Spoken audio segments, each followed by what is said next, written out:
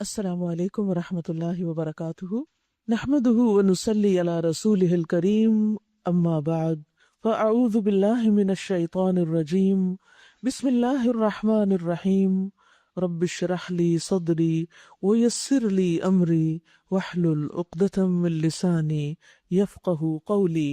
22واں پارہ۔ شروع کرتی ہوں اللہ کے نام سے جو بے انتہا مہربان نہایت رحم فرمانے والا ہے۔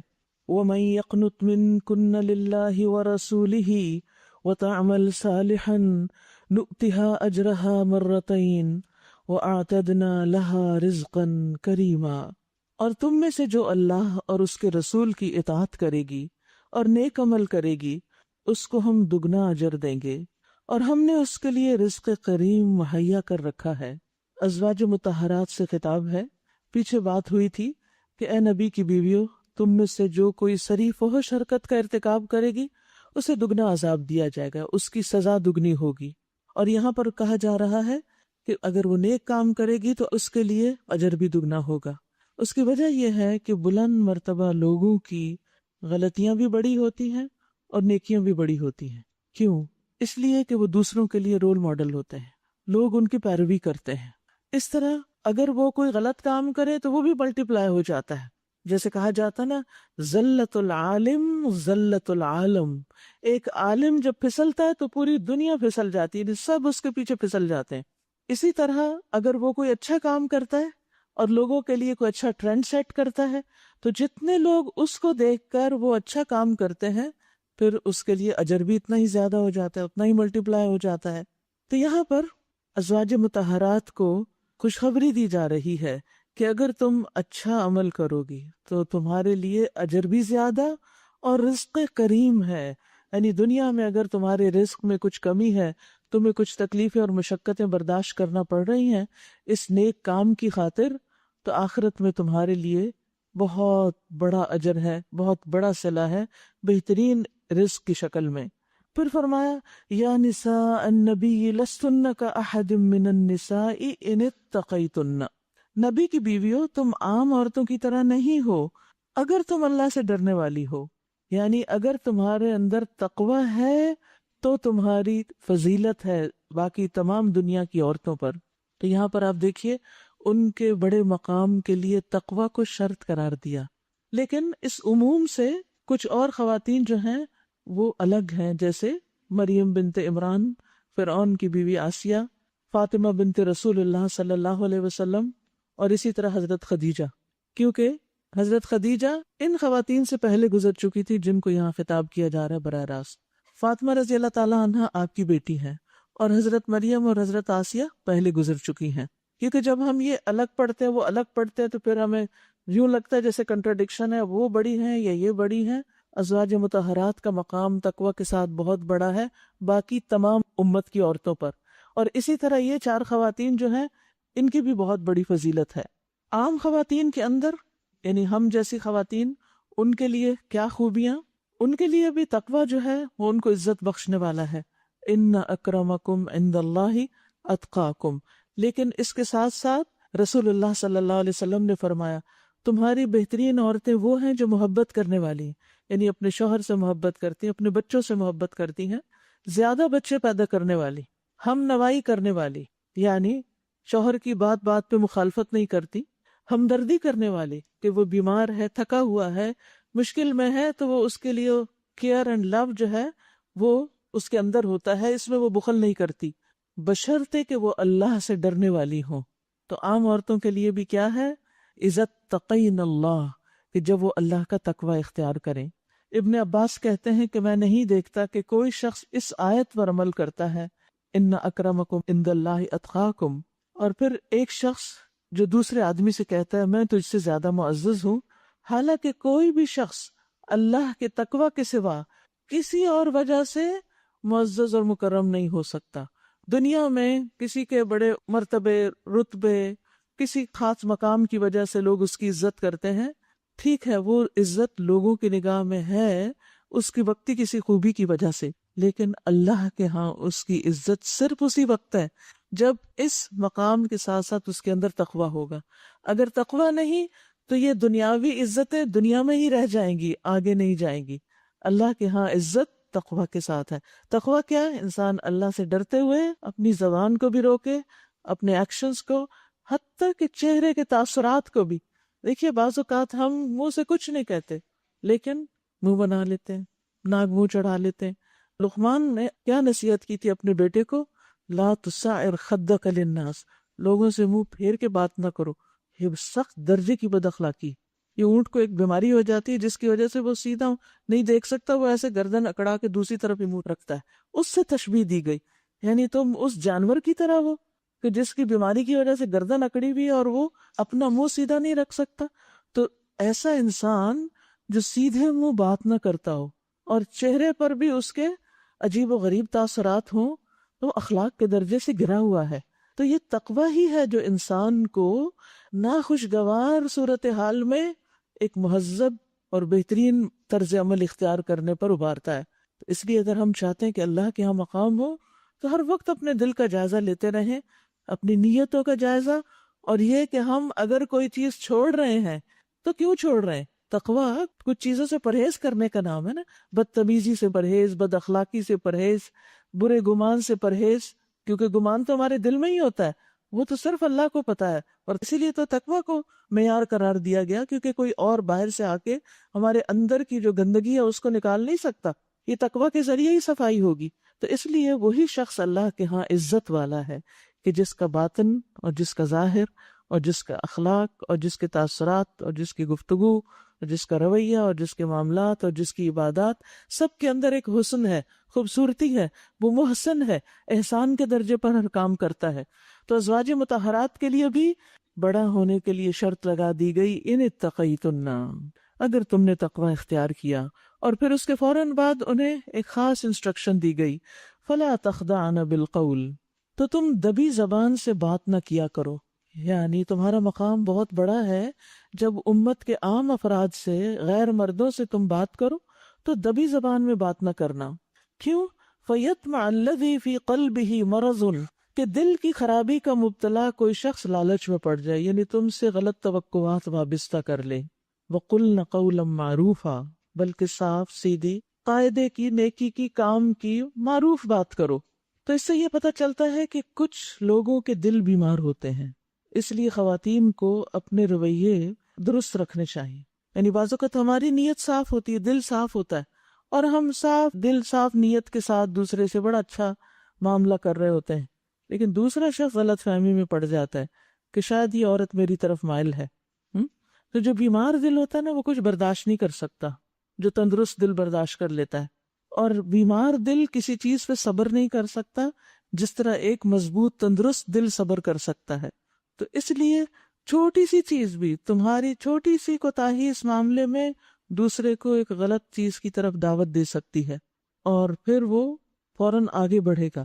تو ازواج مطہرات کا ایک مقام ہے، ان کے لیے ایک باؤنڈریز ہیں، اور پھر اسی لیے حضرت علی بن ابی طالب کہتے ہیں کہ آپ صلی اللہ علیہ وسلم نے خامدوں کی اجازت کے بغیر عورتوں سے گفتگو کرنے سے منع کیا، کہ اگر ہسبینڈ اجازت نہیں دیتا کسی مرد سے بات کرنے کی، یا کسی رشتہ دار کی طرف جانے کی، یا کسی غیر مرد کو گھر میں آنے کی، تو پھر بات نہیں کرنی چاہیے اس سے۔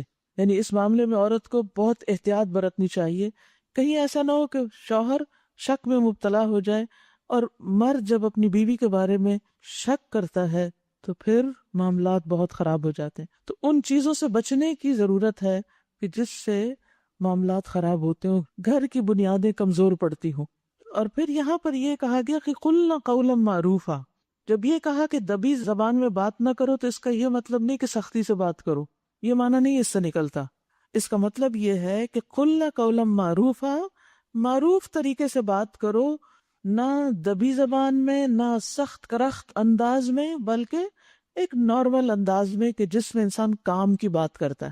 اور سب کو پتا ہے کہ کام کی بات کس طرح ایک فرم لہجے میں کی جاتی ہے، بدتمیزی سے نہیں کی جاتی، آرام سے کی جاتی ہے، تاکہ دوسرا شخص اسی کام اور اسی بات اور اسی موضوع پر فوکس کرے، ادھر ادھر کی بات نہ کرے، ہنسی مذاق اور غیر ضروری باتیں اور لغویات میں نہ پڑے۔ اور اس میں آپ دیکھیے کہ پھر کنجی عورت کو دے دی گئی کہ تم نے اپنے آپ کو بچا کے رکھنا ہے تاکہ کوئی اور تمہاری طرف نہ بڑھ سکے۔ اور ازواج مطہرات جو تھی وہ امت کی مائیں بھی تھیں، اسی وجہ سے جب کوئی ان کے پاس کوئی مسئلہ لے کر آتا، سوال لے کر آتا، تو وہ ان سے بات کرتی تھی. یہ نہیں کہ انہوں نے بات چیت چھوڑ دی تھی کہ آواز کا پردہ ہے اور ہم کسی سے بات نہیں کریں گے. ابو موسیٰ کہتے ہیں کہ میں حضرت عائشہ کی خدمت میں حاضر ہوا، میں نے اجازت مانگی تو مجھے اجازت مل گئی. میں نے کہا اے ام المومنین، میں آپ سے ایک چیز کے بارے میں پوچھنا چاہتا ہوں اور مجھے شرم بھی آ رہی. تو انہوں نے کہا جو بات تم اپنی جنم دینے والی ماں سے پوچھ سکتے ہو وہ تم مجھ سے بھی پوچھ سکتے ہو، اس میں شرم نہ کرو کیونکہ میں بھی تمہاری ماں ہوں. تو اسی لیے نبی صلی اللہ علیہ وسلم کی وفات کے بعد ازواج مطہرات کو کسی سے شادی کی اجازت نہیں تھی، اور وہ مردوں کے لیے ایسی ہی تھی جیسے ان کی سگی مائیں ہوتی ہیں. تو ماں کے ساتھ بات کرتے ہوئے انسان کے اندر ایک احترام بھی ہوتا ہے اور اس کے اندر برے خیالات نہیں ہوتے. تو یہ ایک تقدس کا رشتہ قائم کر دیا گیا. ماں کا رشتہ تقدس کا رشتہ ہوتا ہے مردوں کے لیے. تو اس رشتے میں بھی ایک پاکیزگی پیدا کر دی گئی. حالانکہ آپ دیکھیں کہ حضرت عائشہ تو ایک ٹین ایجر تھی، ابھی عمر میں تو بہت چھوٹی تھی، لیکن رتبہ ان کا ماں جیسا تھا. تو اس میں آپ دیکھیے کہ یہ تو ازواج مطہرات کا معاملہ تھا جس سے ہمیں اپنے طرز عمل کے لیے ایک روشنی ملتی ہے کہ ہم جب بات کریں مردوں سے تو کس طریقے سے کریں. اور پھر دوسرا یہ ہے کہ ان تمام امور سے بچیں جو انسان کی ازدواجی زندگی میں خلل ڈالنے والے ہوں. پھر فرمایا وَقَرْنَ فِي بُيُوتِكُنَّ، اور اپنے گھروں میں ٹک کر رہو. یعنی ازواج مطہرات کے لیے ان کے گھروں میں ہی رہنے کی بات کی گئی، لیکن ضرورت کے تحت وہ گھر سے باہر نکل سکتی تھی. یہ نہیں کہ انہیں گھروں میں قید کر دیا گیا. قرنا کا لفظ ہے نا قرار سے ہے، یعنی تمہارا اصل مقام اور اصل جگہ گھر ہے. وَلَا تَبَرَّجْنَ تَبَرُّجَ الْجَاهِلِيَّةِ الْأُولَى، اور سابق دور جاہلیت کی سی سج دھج نہ دکھاتی پھرو. یعنی جس طرح دور جاہلیت میں خواتین اپنے حسن کو، اپنے بیوٹی کو، اپنے سینے کو، اپنے جسم کی فٹنس کو ظاہر کیا کرتی تھی مختلف انداز میں لباس اور زیور کے ساتھ، تم وہ طریقے اختیار نہیں کرو گی. وَأَقِمْنَ الصَّلَاةَ، اب آپ دیکھیے نماز کا حکم دیا جا رہا ہے اور وہ بعد میں آ رہا ہے. پہلے اخلاقی تعلیمات دی جا رہی ہیں، کیونکہ نماز قائم ہو نہیں سکتی جب تک کہ عورت ان ابتدائی چیزوں پر صحیح طرح عمل نہیں کرتی. وَآتِينَ الزَّكَاةَ، اور زکوٰۃ ادا کرنا. وَأَطِعْنَ اللَّهَ وَرَسُولَهُ، اور اللہ اور اس کے رسول کی اطاعت کرو. إِنَّمَا يُرِيدُ اللَّهُ لِيُذْهِبَ عَنْكُمُ الرِّجْسَ أَهْلَ الْبَيْتِ وَيُطَهِّرَكُمْ تَطْهِيرًا، اللہ تو یہ چاہتا ہے کہ تم اہل بیت نبی سے گندگی کو دور کر دے اور تمہیں پوری طرح پاک کر دے.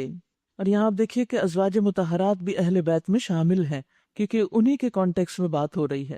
یاد رکھو اللہ کی آیات اور حکمت کی ان باتوں کو جو تمہارے گھروں میں پڑھی جاتی ہیں، سنائی جاتی ہیں، ان کا ذکر کرتی رہو. وذکرنا کا ایک معنی ہوتا ہے یاد کرو، یعنی تم بھی پڑھو، اور وذکرنا کا مطلب ہے ذکر کرو، دوسروں سے ذکر کرو. کس چیز کا ذکر؟ اللہ کی آیات کا اور حکمت کی باتوں کا. اب آپ دیکھیے کہ ازواج مطہرات کو جہاں دیگر تعلیمات دی گئی وہاں یہ بھی تعلیم دی گئی کہ تمہارا شغل اب گھر میں جو رہیں تو پھر کیا کرنا ہے، فارغ تو نہیں، صرف گھر کے کام کاج نہیں، بلکہ علم سے وابستگی، علم کے ساتھ تعلق، اور اس میں بھی افضل ترین علم یعنی قرآن کی تلاوت، قرآن کی تعلیم دینا، اور حکمت سے مراد نبی صلی اللہ علیہ وسلم کی احادیث اور جو کچھ آپ نے ان سے سیکھا ان باتوں کو آگے بیان کرو. ان اللہ کان لطیفا خبیرا، بے شک اللہ لطیف اور باخبر ہے، باریک بین ہے یا لطف فرمانے والا ہے.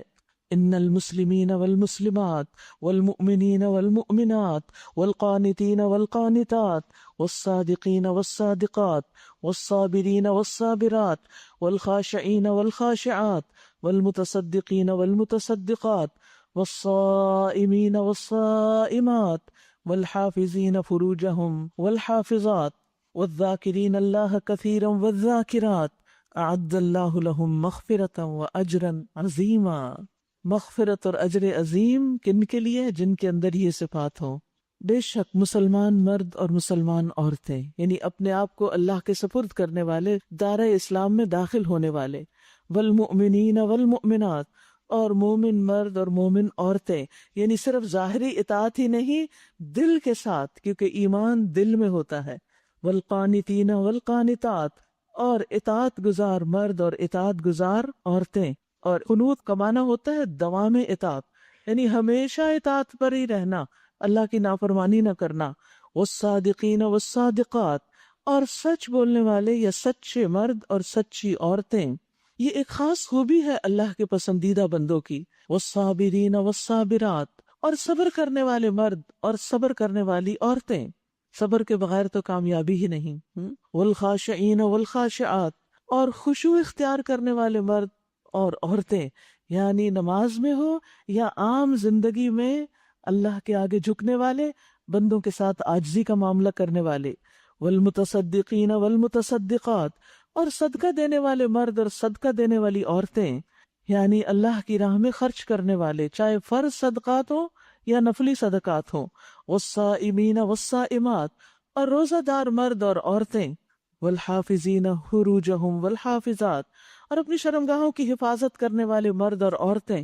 والذاکرین اللہ کثیرا والذاکرات، اور اللہ کو کثرت سے یاد کرنے والے مرد اور عورتیں. یاد رکھیے یہ صفات صرف مردوں کے لیے نہیں، عورتوں کا ذکر کر کے ان کی وضاحت کر دی گئی.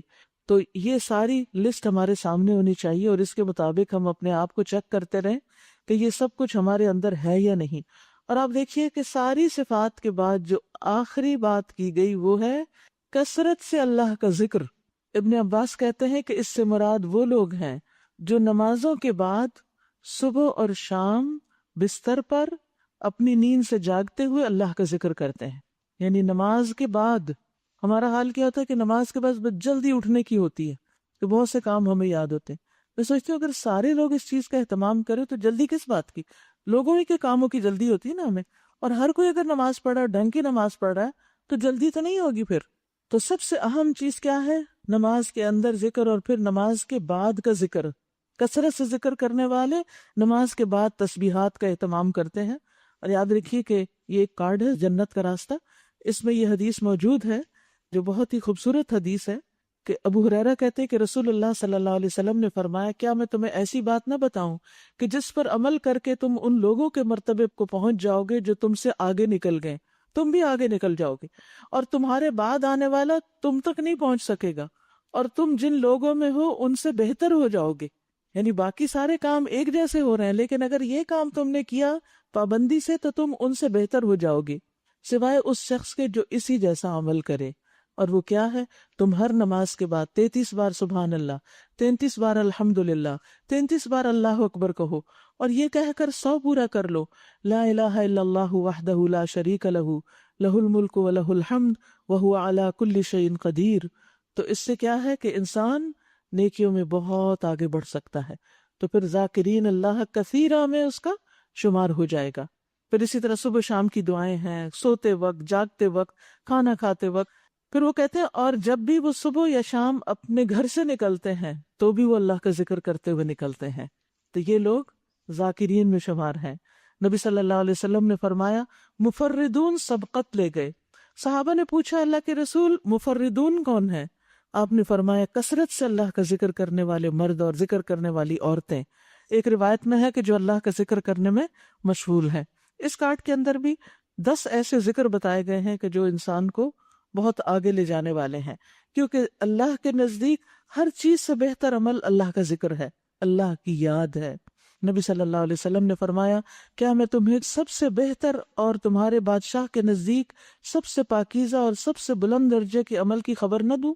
یعنی جو سب سے اعلیٰ درجے کا عمل ہے، وہ عمل جو تمہارے لیے سونا چاندی خرچ کرنے سے بھی بہتر ہے، وہ عمل تمہارے لیے اس سے بھی بہتر ہے کہ تم میدان جنگ میں اپنے دشمن سے ٹکراؤ، وہ تمہاری گردن کاٹے اور تم ان کی کاٹو. لوگوں نے کہا جی ضرور بتائیے. تو آپ نے فرمایا وہ اللہ کا ذکر ہے. یعنی بڑے بڑے صدقہ خیرات اور بڑے بڑے نیکی کے کام کرنے سے بھی اعلیٰ اور افضل ہے کہ انسان کثرت سے اللہ کا ذکر کرتا رہے. رسول اللہ صلی اللہ علیہ وسلم نے فرمایا جب کوئی جماعت اکٹھے ہو کر اللہ کا ذکر کرتی ہے، یعنی جیسے ہم لوگ یہاں اکٹھے مل کر بیٹھے ہوئے ہیں، اور اس سے اس کا مقصد غرض نیت صرف اللہ کا چہرہ ہوتا ہے، اللہ کی خوشنودی کی خاطر وہ بیٹھتے ہیں، تو آسمان سے ایک پکارنے والا پکارتا ہے کہ تم اس حال میں کھڑے ہوئے ہو کہ تمہارے گناہ معاف ہو چکے ہیں. یعنی ایسی مجلس سے جب انسان اٹھتا ہے جس میں اور کوئی لغو بات نہیں، کچھ نہیں سوائے اللہ کے ذکر کے، تو وہ خوشخبری سناتا ہے کہ تمہارے گناہ معاف ہو گئے اور تمہارے گناہ نیکیوں میں بدل دیے گئے. سبحان اللہ. یہ مسند احمد کی روایت ہے. تمہارے گناہ نیکیوں میں بدل دیے گئے.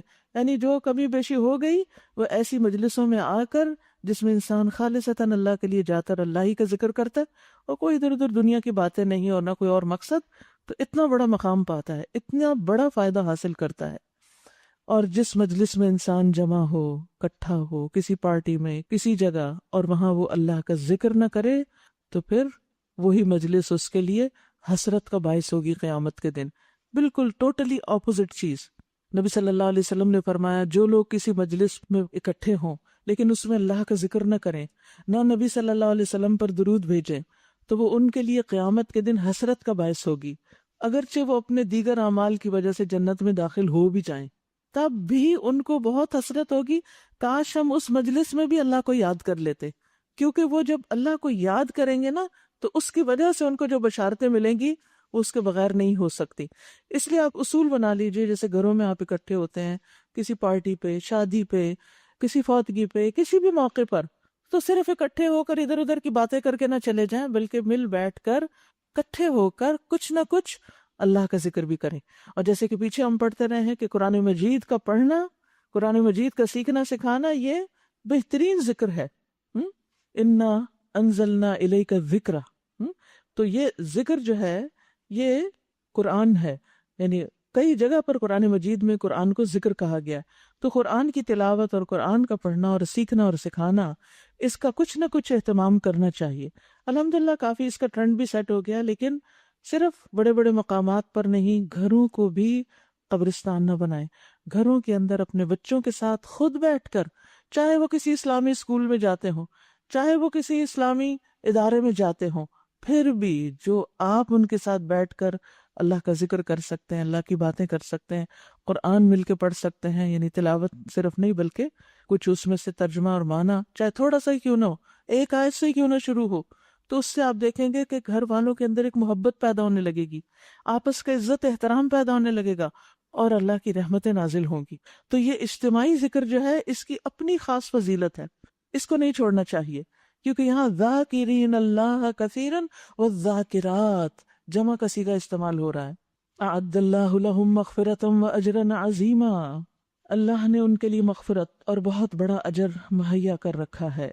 وما کان لمؤمن ولا مؤمنۃ، کسی مومن مرد اور کسی مومن عورت کو یہ حق نہیں کہ جب اللہ اور اس کا رسول کسی معاملے کا فیصلہ کر دے تو پھر اسے اپنے اس معاملے میں خود فیصلہ کرنے کا اختیار رہے، اور جو کوئی اللہ اور اس کے رسول کی نافرمانی کرے تو وہ صریح گمراہی میں پڑ گیا۔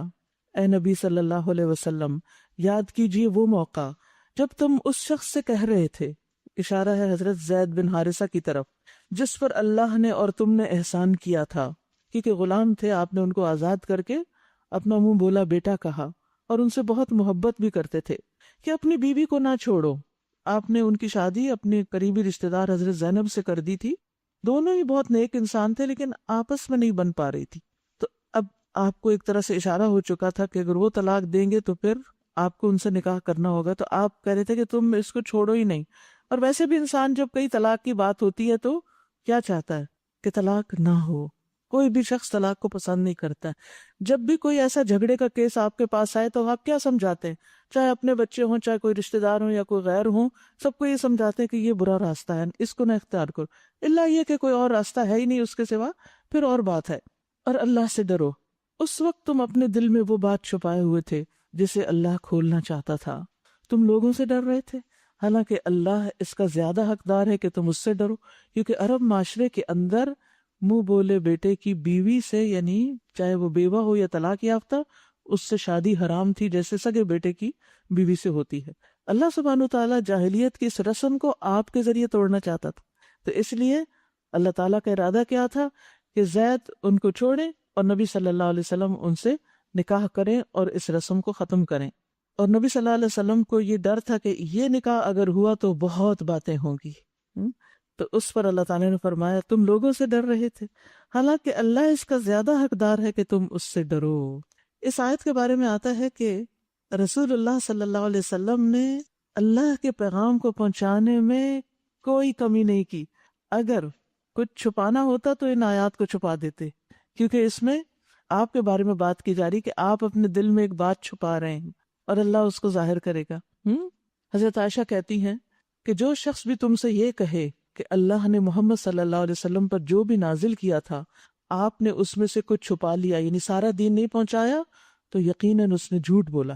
اور اللہ تعالیٰ نے خود فرمایا یا ایھا الرسول بلغ ما انزل الیک من ربک، اے رسول پہنچا دیجئے جو بھی آپ کی طرف نازل کیا گیا آپ کے رب کی طرف سے۔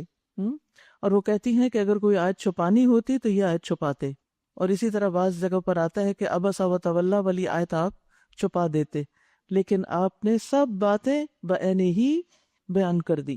پھر فرمایا پھر جب زید اس سے اپنی حاجت پوری کر چکا ہے، یعنی خود اپنی مرضی سے طلاق دی، تو ہم نے اس متعلقہ خاتون کا تم سے نکاح کر دیا تاکہ مومنوں پر اپنے منہ بولے بیٹوں کی بیویوں کے معاملے میں کوئی تنگی نہ رہے جبکہ وہ ان سے اپنی حاجت پوری کر چکے ہوں، یعنی ایسی عورت سے نکاح کر سکتے ہیں۔ اور اللہ کا حکم تو عمل میں آنا ہی چاہیے تھا، نبی پر کسی ایسے کام میں کوئی رکاوٹ نہیں ہے جو اللہ نے اس کے لیے مقرر کر دیا ہو۔ یہی اللہ کی سنت ان سب انبیاء کے معاملے میں رہی ہے جو پہلے گزر چکے ہیں، اور اللہ کا حکم ایک قطعی طے شدہ فیصلہ ہوتا ہے۔ اللہ اکبر، یعنی جو چیز تقدیر میں ہوتی ہے وہ ہو کر رہتی ہے، انسان اس سے جتنا چاہے فرار حاصل کرے۔ تو کچھ چیزیں جو تقدیر کا حصہ ہوتی ہیں، اللہ کی حکمت پر مبنی ہوتی ہیں، ہمارے لیے ناپسندیدہ ہو سکتی ہیں، لیکن ان پر پھر کیا کرنا چاہیے؟ اگر وہ ہو جائیں صبر کرنا چاہیے کہ یہ اللہ کا فیصلہ تھا، ہو گیا، ایک ہونے والی بات ہی ہو گئی، کسی کی طلاق ہو گئی یا شادی ہو گئی یا کچھ اور ہو گیا، کوئی نقصان ہو گیا یا کوئی اسپیشل چائلڈ کسی کا ہے، اللہ کا فیصلہ نا، اللہ نے چنا ہے اس امتحان کے لیے، صبر پر اجر ہوگا۔ تو اس لیے اس معاملے میں انسان کو بہت زیادہ پھر جلنا کڑنا نہیں چاہیے، اپنے اوپر یعنی کہ روک لگا کر صبر کر کے زندگی کا سفر جاری رکھنا چاہیے۔ الذین یبلغون رسالات اللہ، یہ اللہ کی سنت ہے ان لوگوں کے لیے جو اللہ کے پیغامات پہنچاتے ہیں۔ یعنی بعض اوقات دین کا پیغام پہنچانے والوں کی زندگی میں کچھ ایسی چیزیں ہو جاتی ہیں کہ جن پر لوگ انگلیاں اٹھانے لگتے ہیں، حالانکہ وہ شریعت کے اعتبار سے کوئی ناجائز یا ناروا نہیں ہوتی، اور اسی سے ڈرتے ہیں۔ یعنی جو بھی اللہ کا پیغام پہنچاتا ہے، دین کی تبلیغ کرتا ہے، اسے سب سے زیادہ اللہ ہی سے ڈرنا چاہیے، اور اس سے نہیں ڈرنا چاہیے کہ لوگ کیا کہیں گے، کہ یہ تم نے اپنا کیا اولیاء بنا لیا، یہ تم کیا کر رہے ہو، اور ایک اللہ کے سوا کسی سے نہیں ڈرتے۔ وَلَا يَخْشَوْنَ أَحَدًا إِلَّا اللَّهُ، دیکھیے کتنی زیادہ اللہ کی خشیت کی یہاں بات ہو رہی ہے، وَيَخْشَوْنَهُ، اس سے ڈرتے ہیں، بات ختم نہیں۔ وَلَا يَخْشَوْنَ أَحَدًا إِلَّا اللَّهُ، دین کے داعیوں کو اللہ کے سوا کسی سے نہیں ڈرنا، تب یہ دین آگے پہنچتا ہے۔ اللہ کے رسول صلی اللہ علیہ وسلم ایسی آیات پر عمل بھی کرتے ہیں اور ان کو آگے بھی پہنچا دیتے ہیں، چاہے اس بات کی زد اپنی ذات پر ہی کیوں نہ پڑتی ہو۔ یعنی کسی کا ڈر اللہ کا پیغام پہنچانے میں مانے نہیں ہونا چاہیے، یہ دعویٰ کے بنیادی اصولوں میں سے ہے۔ وَكَفَى بِاللَّهِ حَسِيبًا، اور محاسبے کے لیے بس اللہ ہی کافی ہے، یعنی اللہ سبحانہ وتعالیٰ بندوں سے نبٹ لے گا، جو ناروا کسی پہ بات کریں گے اللہ ان کو سنبھالنے والا ہے۔ اسی لیے مومنوں کی صفت کیا ہے؟ وَلَا يَخَافُونَ لَوْمَةَ لَائِمٍ، کسی ملامت گر کی ملامت سے نہیں ڈرتے، جو اللہ کی اطاعت اور فرما برداری کا کام ہے اسے کر جاتے ہیں۔ اور یہ صرف دین کی دعوت میں ہی نہیں بلکہ عام زندگی میں بھی آپ دیکھیے کہ بعض اوقات ہم صرف کسی مجلس میں اس لیے نماز نہیں پڑھتے کہ لوگ کیا کہیں گے، کبھی بازار میں کسی ایسی جگہ پر ہوتے ہیں یا کسی ایسے ملک میں ہوتے ہیں، کبھی حجاب کا مسئلہ ہوتا ہے، کبھی نماز کا ہوتا ہے، کبھی دین کے کسی اور شاعر کا ہوتا ہے۔ تو جب اللہ کا حکم آ جاتا ہے نا، وہ تو پھر آ گیا نا، اس پر تو عمل کرنا ہی ہوگا۔ پھر فرمایا ما كان محمد ابا احد من رجالکم ولكن رسول اللہ وخاتم النبیین، لوگوں محمد صلی اللہ علیہ وسلم تمہارے مردوں میں سے کسی کے باپ نہیں ہے، یعنی آپ کا کوئی بیٹا آپ کی زندگی میں زندہ نہیں تھا، نہ اس کی کوئی آگے اولاد چلی، مگر وہ اللہ کے رسول اور خاتم النبیین ہیں، آپ پر نبوت ختم ہو گئی، رسالت ختم ہو گئی، کیونکہ دین مکمل ہو گیا تھا۔ رسول خاص طور پر آتے ہیں کس کام کے لیے؟ جب پچھلے نبی کی تعلیمات ختم ہو جائیں یا ان میں ڈسٹارشن ہو جائے، تو رسول اللہ صلی اللہ علیہ وسلم آخری نبی ہیں، کیونکہ آپ نے سارے پیغامات پہنچا دیے، کچھ بھی نہیں چھپایا، اور آپ کی یہ کتاب قیامت تک کے لیے آخری کتاب، اس کے بعد نہ کوئی کتاب آئے گی نہ کوئی نبی آئے گا، بس اب اس کے بعد امت میں علماء آئیں گے، اور علماء کیا ہوتے ہیں؟ انبیاء کے وارث ہوتے ہیں۔ اس لیے نبوت کا دعویٰ کوئی بھی کرے تو وہ غلط ہے۔ وَكَانَ اللَّهُ بِكُلِّ شَيْءٍ عَلِيمًا، اور اللہ ہر چیز کا علم رکھنے والا ہے۔ پھر فرمایا یا ایھا الذین آمنوا اذکروا اللہ ذکرا کثیرا، اے لوگو جو ایمان لائے ہو اللہ کو کثرت سے یاد کرو۔ آج ذکر کی بہت تلقین ہے، کثرت سے ذکر کرو۔ وَسَبِّحُوهُ بُكْرَةً وَأَصِيلًا، اور صبح و شام اس کی تسبیح کرتے رہو۔ تسبیح یاد رکھیے کہ یہاں اللہ نے دو چیزوں کا حکم دیا ہے کہ کثرت سے ذکر کرے اور تسبیح کرے، اور پھر اس کی کوئی کثرت کی حد نہیں مقرر کی، ٹھیک ہے نا۔ اور حقیقت یہ ہے کہ یہ کام مشکل بھی نہیں ہے، آسان ہے، زبان ہی تو ہلانی ہے، تھوڑی دل ہی کی توجہ چاہیے۔ ابن عباس کہتے ہیں کوئی آدمی اللہ کا ذکر چھوڑنے میں معذور نہیں سمجھا جائے گا، اس کا کوئی عذر نہیں ہے کہ وہ ذکر نہ کرے، مگر وہی جس کی عقل مغلوب ہو، جس کی عقل کام نہ کرے، یعنی جس کی عقل کام نہیں کرتی وہ ہی اتنے اچھے کام سے رکے گا، ورنہ ہر شخص اس بات کا حریص ہوگا کہ وہ اللہ کو کثرت سے یاد کر کے اپنے درجات میں اضافہ کرے۔ ابو ہریرہ کہتے ہیں رسول اللہ صلی اللہ علیہ وسلم نے فرمایا سبحان اللہ والحمد للہ ولا الہ الا اللہ واللہ اکبر، یہ کہنا میرے نزدیک ہر اس چیز سے محبوب ہے جس پر سورج طلوع ہوتا ہے۔ کسی بھی چیز کو دیکھ کے آپ کے دل کے اندر یہ چیز آئے کہ یہ تو بہت زبردست ہے، بہت اچھی، فوراً اللہ کا ذکر کریں، اللہ کی تسبیح کریں، کیونکہ یہ اس سے بھی اچھی چیز ہے جو آپ کر رہے ہیں۔ اور پھر صبح و شام تسبیح کرنا خصوصاً افضل ہے۔ رسول اللہ صلی اللہ علیہ وسلم نے فرمایا جو آدمی صبح و شام 100 مرتبہ سبحان اللہ و بحمدہ پڑھتا ہے، قیامت کے دن کوئی شخص اس سے زیادہ افضل عمل نہیں لا سکتا سوائے اس کے جس نے اس کے برابر یہ اس سے زیادہ پڑھا۔ یہ حدیث بھی اس کارڈ کے اندر موجود ہے۔ پھر اسی طرح کلمتانی خفیفتان علی اللسان ثقیلتان فی المیزان حبیبتان الی الرحمن سبحان اللہ و بحمدہ سبحان اللہ العظیم، دو کلمات جو زبان پہ ہلکے میزان میں بھاری رحمان کو محبوب ہیں، یعنی ان کا کثرت کے ساتھ ورد کرتے رہنا چاہیے۔ سبحان اللہ و بحمدہ سبحان اللہ العظیم، هو الذی یصلی علیکم وملائکتہ لیخرجکم من الظلمات الی النور، وہی ہے جو تم پر رحمت فرماتا ہے اور اس کے ملائکہ تمہارے لیے دعائیں رحمت کرتے ہیں۔ اللہ کی رحمت اور فرشتوں کی دعائیں آتی ہیں تاکہ وہ تمہیں تاریکیوں سے روشنی میں نکال لائے۔ وہ مومنوں پر بہت مہربان ہے، جس روز وہ اس سے ملیں گے ان کا استقبال سلام سے ہوگا، اور ان کے لیے اللہ نے بڑا باعزت اجر فراہم کر رکھا ہے۔ وَأَعَدَّ لَهُمْ أَجْرًا كَرِيمًا، اے نبی صلی اللہ علیہ وسلم ہم نے آپ کو بھیجا گواہ بنا کر، بشارت دینے والا اور ڈرانے والا بنا کر، اللہ کی اجازت سے اس کی طرف دعوت دینے والا بنا کر، اور روشن چراغ بنا کر کہ جس سے دور دور کے لوگ رہنمائی حاصل کریں، قیامت تک کے لوگ۔ اور خوشخبری دے دیجئے ان لوگوں کو جو ایمان لائے ہیں کہ ان کے لیے اللہ کی طرف سے بڑا فضل ہے۔ بہت خوبصورت آیت ہے۔ وَبَشِّرِ الْمُؤْمِنِينَ بِأَنَّ لَهُم مِّنَ اللَّهِ فَضْلًا كَبِيرًا، تو جو شخص مومن ہے، ایمان والا ہے، اس کے لیے اللہ کا بہت بڑا فضل ہے۔ ابن عطیہ کہتے ہیں کہ ہمیں ابی ابن کعب نے کہا کہ یہ آیت میرے نزدیک اللہ کی کتاب میں امید دلانے میں سب سے بڑی آیت ہے، کیونکہ اللہ تعالیٰ نے اپنے نبی کو حکم دیا کہ وہ مومنوں کو بشارت دیں کہ اللہ کے پاس ان کے لیے بہت بڑا فضل ہے۔ اور فضل کیا ہوتا ہے؟ حق سے زیادہ چیز، یعنی بہت بڑا انعام ہے۔ جیسے قرآن مجید میں آتا ہے نا والذین آمنوا وعملوا الصالحات فی روضات الجنات لہم ما یشاؤون عند ربہم ذالک هو الفضل الکبیر۔ یہ فضل کبیر کیا ہے؟ جنتوں کے باغ، اور ان کے لیے ان کے رب کے پاس وہ ہوگا جو وہ چاہیں گے، یہی بہت بڑا فضل ہے۔ اور حقیقت یہ ہے کہ دنیا میں ایمان سے بڑی دولت کوئی نہیں، اس لیے دنیا کی کسی بھی چیز پر اپنا ایمان قربان نہ کریں، اور ہرگز نہ دبیے کفار و منافقین سے۔ کوئی پرواہ نہ کیجیے ان کی اذیت رسانی کی، یعنی اگر وہ کچھ باتیں کریں، جھوٹا پروپیگنڈا تمہارے خلاف کریں تو ان باتوں کی پرواہ نہ کریں، اور بھروسہ کیجیے اللہ پر۔ اللہ ہی اس کے لیے کافی ہے کہ آدمی اپنے معاملات اس کے سپرد کر دے، اس کو وکیل بنا لے۔ اے لوگو جو ایمان لائے ہو، جب تم مومن عورتوں سے نکاح کرو اور پھر انہیں ہاتھ لگانے سے پہلے طلاق دے دو تو تمہاری طرف سے ان پر کوئی عدت لازم نہیں، یعنی اگر خلوت نہیں ہوئی تو عدت نہیں، جس کے پورے ہونے کا تم سے مطالبہ کیا جائے، لہٰذا انہیں کچھ مال دو اور بھلے طریقے سے رخصت کر دو۔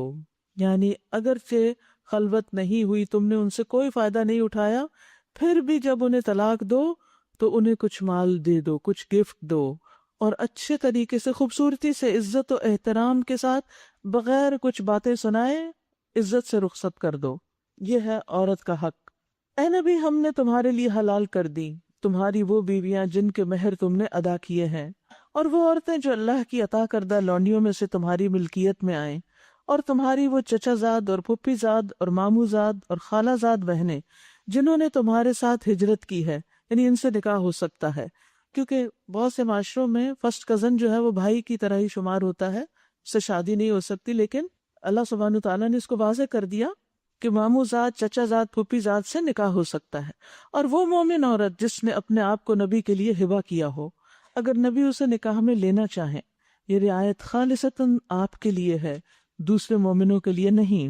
یعنی آپ صلی اللہ علیہ وسلم کو متعدد وجوہات اور حکمتوں کی بنا پر زیادہ شادیوں کی اجازت دی گئی تھی۔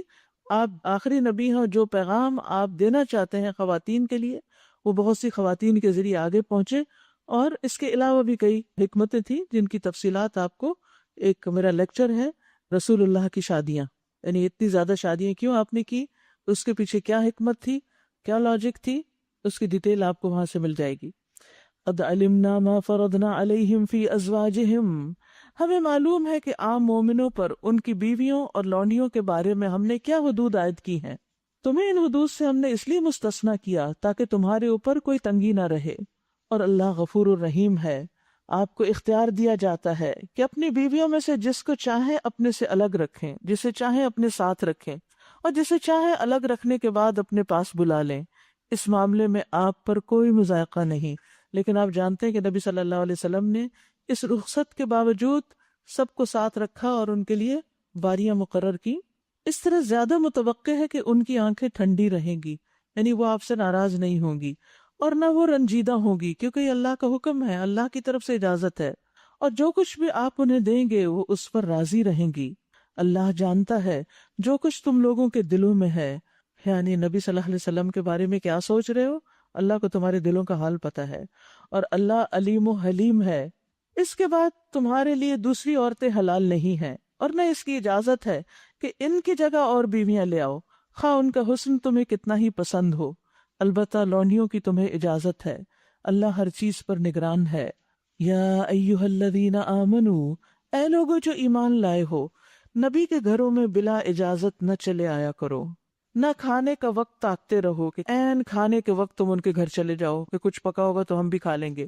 ہاں، اگر تمہیں کھانے پر بلایا جائے تو ضرور آؤ، یعنی دعوت قبول کرو، مگر جب کھانا کھا لو تو منتشر ہو جاؤ، یعنی کھانا کھاتے ہی پھر چلے جاؤ، باتیں کرنے میں نہ لگے رہو۔ تمہاری یہ حرکتیں نبی کو تکلیف دیتی ہیں، مگر وہ شرم کی وجہ سے کچھ نہیں کہتے۔ اب دیکھیے کہ آپ صلی اللہ علیہ وسلم کے اوپر کتنی ذمہ داریاں تھیں اور کتنے فرائض سے جو آپ کو ادا کرنے تھے، ہم سے تو زیادہ کام تھے جو آپ کے ذمہ تھے، تو آپ کا وقت ضائع کرنا بھی ایک بہت بڑا جرم تھا۔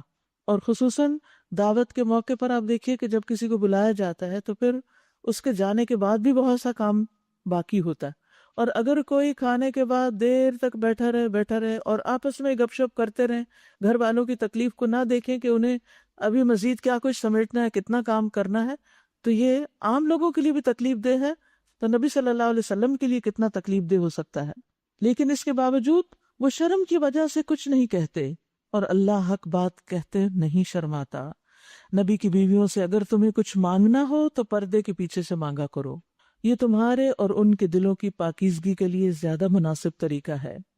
تمہارے لیے یہ ہرگز جائز نہیں کہ اللہ کے رسول کو تکلیف دو، اور نہ یہ جائز ہے کہ ان کے بعد ان کی بیویوں سے نکاح کرو، اللہ کے نزدیک یہ بہت بڑا گناہ ہے۔ تم خواہ کوئی بات ظاہر کرو یا چھپاؤ، اللہ کو ہر بات کا علم ہے۔ ازواج نبی کے لیے اس میں کوئی مذائقہ نہیں ہے کہ ان کے باپ، ان کے بیٹے، ان کے بھائی، ان کے بھتیجے، ان کے بھانجے، ان کے میل جول کی عورتیں اور ان کے مملوک گھروں میں آئیں۔ اے عورتوں، تمہیں اللہ کی نافرمانی سے پرہیز کرنا چاہیے، اللہ ہر چیز پر نگاہ رکھتا ہے۔ یہاں آپ دیکھیے کہ جہاں پردے کی حدود و قیود بتائی گئیں، وہاں پھر تقوی کا ریمائنڈر دیا گیا ہے۔ ان اللہ وملائکتہ یصلون علی النبی یا ایھا الذین آمنوا صلوا علیہ وسلموا تسلیما۔ اللہ اور اس کے ملائکہ نبی صلی اللہ علیہ وسلم پر درود بھیجتے ہیں۔ اے لوگو جو ایمان لائے ہو، تم بھی ان پر درود و سلام بھیجو۔ اللہ کے ذکر کے ساتھ ساتھ نبی صلی اللہ علیہ وسلم پر درود بھیجنے کی بھی تاکید کی جا رہی ہے۔ اس سلسلے میں اگر آپ مزید ڈیٹیلز اور تفصیلات اور احادیث پڑھنا چاہیں تو اس پیمفلٹ میں موجود ہیں درود و سلام کے۔ یاد رکھیے کہ نبی صلی اللہ علیہ وسلم کی جو محنتیں تھی اور خدمات تھی، ان کے عوض آپ کا مقام اور درجہ بھی بہت بلند کیا گیا۔ اللہ سبحانہ وتعالیٰ کے آپ خصوصی بندے تھے، اللہ کے محبوب تھے، لہٰذا اللہ سبحانہ وتعالیٰ آپ پر اپنی رحمتیں نازل کرتے ہیں۔ وہ ملائکتہ، اور ملائکہ بھی آپ کے لیے دعائیں کرتے ہیں رحمت کی۔ ہمیں بھی حکم دیا گیا کہ جب ملائکہ دعائیں کرتے ہیں ان کے لیے تو تم بھی کیا کرو، اور بہترین دعا کیا آپ کے لیے؟ درود و سلام۔ تو اللہ مقرب فرشتوں کے پاس نبی صلی اللہ علیہ وسلم کی تعریف بیان کرتے ہیں۔ جب کہتے ہیں نا اللہ تعالیٰ آپ پہ درود بھیجتے ہیں، کا مطلب کیا ہے؟ اللہ تعالیٰ آپ کی تعریف کہاں کرتے ہیں؟ مقرب فرشتوں کے پاس، اور فرشتے آپ کے لیے دعا کرتے ہیں، آپ پر درود بھیجتے ہیں۔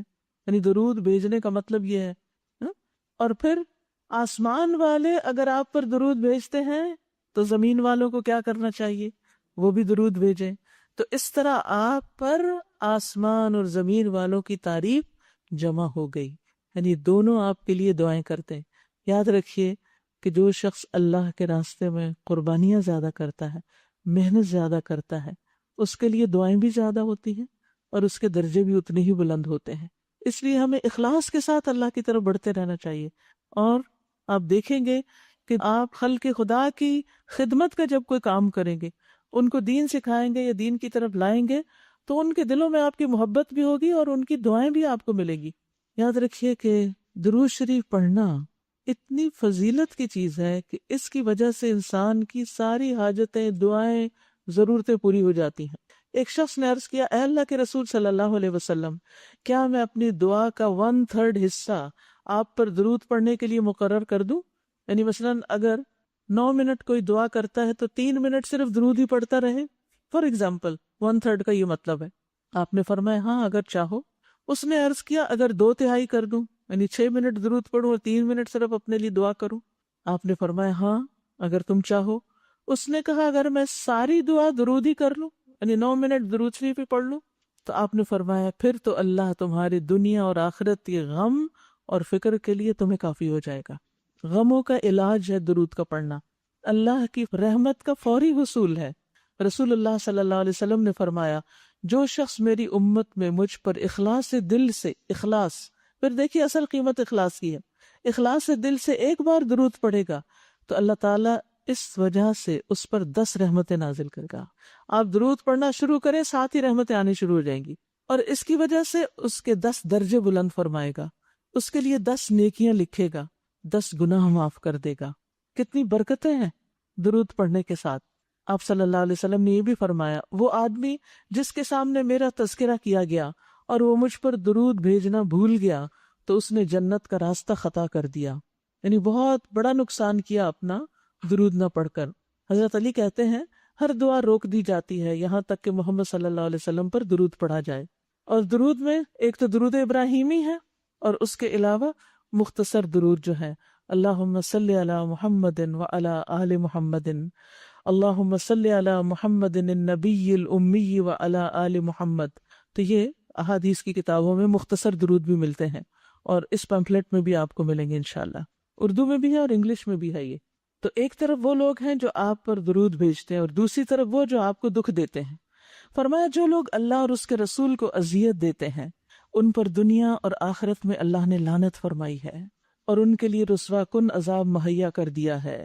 اور جو لوگ مومن مردوں اور عورتوں کو بے قصور اذیت دیتے ہیں انہوں نے ایک بڑے بہتان اور سری گناہ کا وبال اپنے سر لیا ہے۔ تو یاد رکھیے کہ کسی کے اوپر بہتان لگانا، الزام لگانا یہ چھوٹا جرم نہیں، بہت بڑا گناہ ہے، اس سے بچنے کی ضرورت ہے۔ پھر فرمایا یا ایھا النبی قل لازواجک، وبناتك ونساء المؤمنين يدنين عليهن من جلابيبهن ذلك أدنى أن يعرفن فلا يؤذين وكان الله غفورا رحيما۔ اے نبی صلی اللہ علیہ وسلم، اپنی بیویوں اور بیٹیوں اور اہل ایمان کی عورتوں سے کہہ دیجئے، یعنی اپنے گھر سے شروع کیجئے، پہلے بیویاں، پھر بیٹیاں، اور پھر باقی ساری مومن عورتیں جو اس دور کی ہیں یا آج کی، ان سے کہہ دیجئے کیا کہ اپنے اوپر اپنی چادروں کے پلو لٹکا لیا کریں، یدنین علیہن من جلابیبہن، یعنی جلباب کا کچھ حصہ اپنے اوپر سے ڈالا کریں، یعنی صرف سر تک نہ ہو، سر سے آگے، جیسے خواتین گھونگھٹ نکالتی ہیں یا آج کل پھر نقاب لے لیتی ہیں۔ یہ زیادہ مناسب طریقہ ہے تاکہ وہ پہچان لی جائیں، یعنی مومن عورت کو غیر مومن عورت سے الگ نظر آنا چاہیے، حجاب اس کی آئیڈینٹی ہے تاکہ وہ ستائی نہ جائے، یعنی جب مرد ان کو راستے میں دیکھیں گے کہ ایک عورت حجاب کے اندر ہے، بات بھی معقول طریقے سے کرتی ہے، تو پھر وہ اس کا پیچھا نہیں کریں گے، کیونکہ انہیں کسی قسم کی برائی کی توقع نہیں، کیونکہ حجاب صرف جسم کا حجاب نہیں ہوتا بلکہ انسان کو اور کئی چیزوں میں رکاوٹ بن جاتا ہے، یعنی بہت ہنسی مذاق کرنے سے اور غلط باتیں کرنے سے، کیونکہ انسان کے لیے یہ ایک آڑ ہے، ایک رکاوٹ ہے۔ اور اسی لیے آپ دیکھیے کہ اس حجاب کی لاج بھی رکھنی چاہیے، یہ نہیں کہ آپ اپنے جسم پر تو بہت لمبا چوڑا حجاب اوڑھ لیں، لیکن پھر بازار میں جائیں اور آپ ہنسی مذاق کر رہے ہوں اور آپ ایسے کام کر رہے ہوں کہ جو ایک حجاب والی یا کسی بھی عورت کو نہیں کرنے چاہیے، تو اس سے بھی حجاب بدنام ہوتا ہے۔ اور اس کے بعد فرمایا کہ اللہ غفور الرحیم ہے، یعنی یہ طریقہ اختیار کریں اور پھر کوئی کمی بیشی ہو جائے تو اللہ تعالیٰ معاف کر دے گا۔ اور ہمارے عموماً خواتین کیا کہتی ہیں، کوئی بات نہیں، کیا یا نہیں کیا اللہ غفور الرحیم ہے، یا حکم سنانے کے بعد اللہ کے غفور الرحیم ہونے کا ذکر کیا جا رہا ہے۔ اگر منافقین اور وہ لوگ جن کے دلوں میں خرابی ہے اور وہ جو مدینہ میں ہجان انگیز افواہیں پھیلاتے ہیں اپنی حرکتوں سے باز نہ آئے تو ہم ان کے خلاف کارروائی کرنے کے لیے آپ کو اٹھا کھڑا کریں گے، پھر وہ اس شہر میں مشکل سے ہی تمہارے ساتھ رہ سکیں گے۔ مدینہ میں مسلمانوں کے علاوہ منافق بھی رہتے تھے جو اپنے آپ کو مسلمان کہتے تھے لیکن وہ اندر سے نہیں تھے آپ کے ساتھ۔ ان کا طریقہ یہ تھا کہ وہ جھوٹی افواہیں پھیلا کے مسلمانوں کو پریشان کرتے، کبھی یہ کہتے کہ مسلمانوں پہ کوئی لشکر حملہ آور ہونے والا ہے، کبھی کہتے مسلمان فلاں علاقے میں مغلوب ہو گئے ہیں، ایسی بری خبریں سناتے کہ جس کی وجہ سے لوگوں کے حوصلے پست ہوتے۔ تو یہ جو حوصلے کی پستی اور بزدلی ہے، انسان کا جب مرائل ڈاؤن ہو جاتا ہے تو پھر وہ کوئی بڑا کام نہیں کر سکتا، آگے نہیں نیکی میں بڑھ سکتا۔ تو ان جھوٹی خبروں پر پابندی لگائی جا رہی ہے کہ اگر یہ اس سے باز نہیں آئے تو پھر ان کو یہاں سے اسی طرح نکال دیا جائے گا جیسے اور لوگ نکالے گئے جنہوں نے مدینہ کے امن میں خلل ڈالا۔ ان پر ہر طرف سے لعنت کی بوچھاڑ ہوگی، جہاں کہیں پائے جائیں گے پکڑے جائیں گے اور بری طرح مارے جائیں گے۔ یہ اللہ کی سنت ہے جو ایسے لوگوں کے معاملے میں پہلے سے چلی آ رہی ہے، اور تم اللہ کی سنت میں کوئی تبدیلی نہ پاؤ گے۔ لوگ آپ سے پوچھتے ہیں کہ قیامت کی گھڑی کب آئے گی؟ کہیے اس کا علم تو اللہ ہی کو ہے، تمہیں کیا خبر، شاید کہ وہ قریب ہی آ لگی ہو۔ بہرحال یہ یقینی امر ہے کہ اللہ نے کافروں پر لعنت کی ہے اور ان کے لیے بھڑکتی ہوئی آگ مہیا کر دی ہے جس میں وہ ہمیشہ رہیں گے، کوئی حامی و مددگار نہ پا سکیں گے۔ جس روز ان کے چہرے آگ پر الٹ پلٹ کیے جائیں گے، اس وقت وہ کہیں گے کاش ہم نے اللہ اور رسول کی اطاعت کی ہوتی، ان کی بات مان لیتے، اور کہیں گے اے ہمارے رب، ہم نے اپنے سرداروں اور اپنے بڑوں کی اطاعت کی اور انہوں نے ہمیں سیدھی راہ سے دور کر دیا، بھٹکا دیا۔ اے رب، ان کو دوہرا عذاب دے اور ان پر سخت لعنت کر۔ اے لوگو جو ایمان لائے ہو، ان لوگوں کی طرح نہ بن جاؤ جنہوں نے موسیٰ علیہ السلام کو اذیتیں دی تھی، پھر اللہ نے ان کی بنائی ہوئی باتوں سے اس کی برات فرما دی، یعنی جو الزام وہ موسیٰ علیہ السلام کو دیتے تھے اللہ نے ان کو اس سے بری ذمہ کر دیا، اور وہ اللہ کے نزدیک باعزت تھے۔ کون؟ موسیٰ علیہ السلام۔ اے ایمان لانے والو، اللہ سے ڈرو اور سیدھی بات کیا کرو، درست بات، سدیدت اسٹریٹ، یعنی ہیر پھیر کر کے نہیں، ادھر ادھر سے نہیں۔ فائدہ کیا ہوگا؟ یصلح لکم اعمالکم، تمہارے اعمال کی اصلاح کر دے گا، یعنی تمہارے لیے تمہارے اعمال اچھے کر دے گا اور تمہارے گناہوں کو بخش دے گا۔ وَمَن يُطِعِ اللَّهَ وَرَسُولَهُ فَقَدْ فَازَ فَوْزًا عَظِيمًا، اور جو شخص اللہ اور اس کے رسول کی اطاعت کرے اس نے بڑی کامیابی حاصل کی، وہ کامیاب ہو جائے گا۔ تو کامیابی کس میں ہے؟ اللہ اور اس کے رسول کی اطاعت میں، اور آخرت کی سزا کس میں ہے؟ اللہ اور رسول کی نافرمانی میں۔ انا عرضنا الامانۃ علی السماوات والارض والجبال فابین ان يحملنها واشفقن منها وحملها الانسان۔ ہم نے اس امانت کو آسمانوں اور زمین اور پہاڑوں کے سامنے پیش کیا تو وہ اسے اٹھانے کے لیے تیار نہ ہوئے اور اس سے ڈر گئے، مگر انسان نے اسے اٹھا لیا، بے شک وہ بڑا ظالم اور بڑا جاہل ہے۔ اس بارے امانت کو اٹھانے کا لازمی نتیجہ یہ ہے کہ اللہ منافق مردوں اور عورتوں اور مشرک مردوں اور عورتوں کو سزا دے اور مومن مردوں اور عورتوں کی توبہ قبول کر لے۔ اللہ درگزر فرمانے والا اور رحیم ہے۔ تو یاد رکھیے کہ اللہ سبحانہ وتعالیٰ اس امانت کے اعتبار سے لوگوں کی 3 قسمیں بتا رہے ہیں یہاں۔ ایک تو وہ ہیں جو اس امانت کو قائم کرنے والے ہیں جیسے مومن، اور دوسرے وہ جو قائم کرنے والے نہیں، جیسے یہاں ذکر کیا گیا منافقین اور مشرکین۔ منافقین ظاہری طور پر تو امانت قائم کرتے ہیں، اپنے آپ کو مسلمان کہتے ہیں، لیکن اندر ان کے خیانت کار ہوتے ہیں، جیسے لوط علیہ السلام کی بیوی تھی۔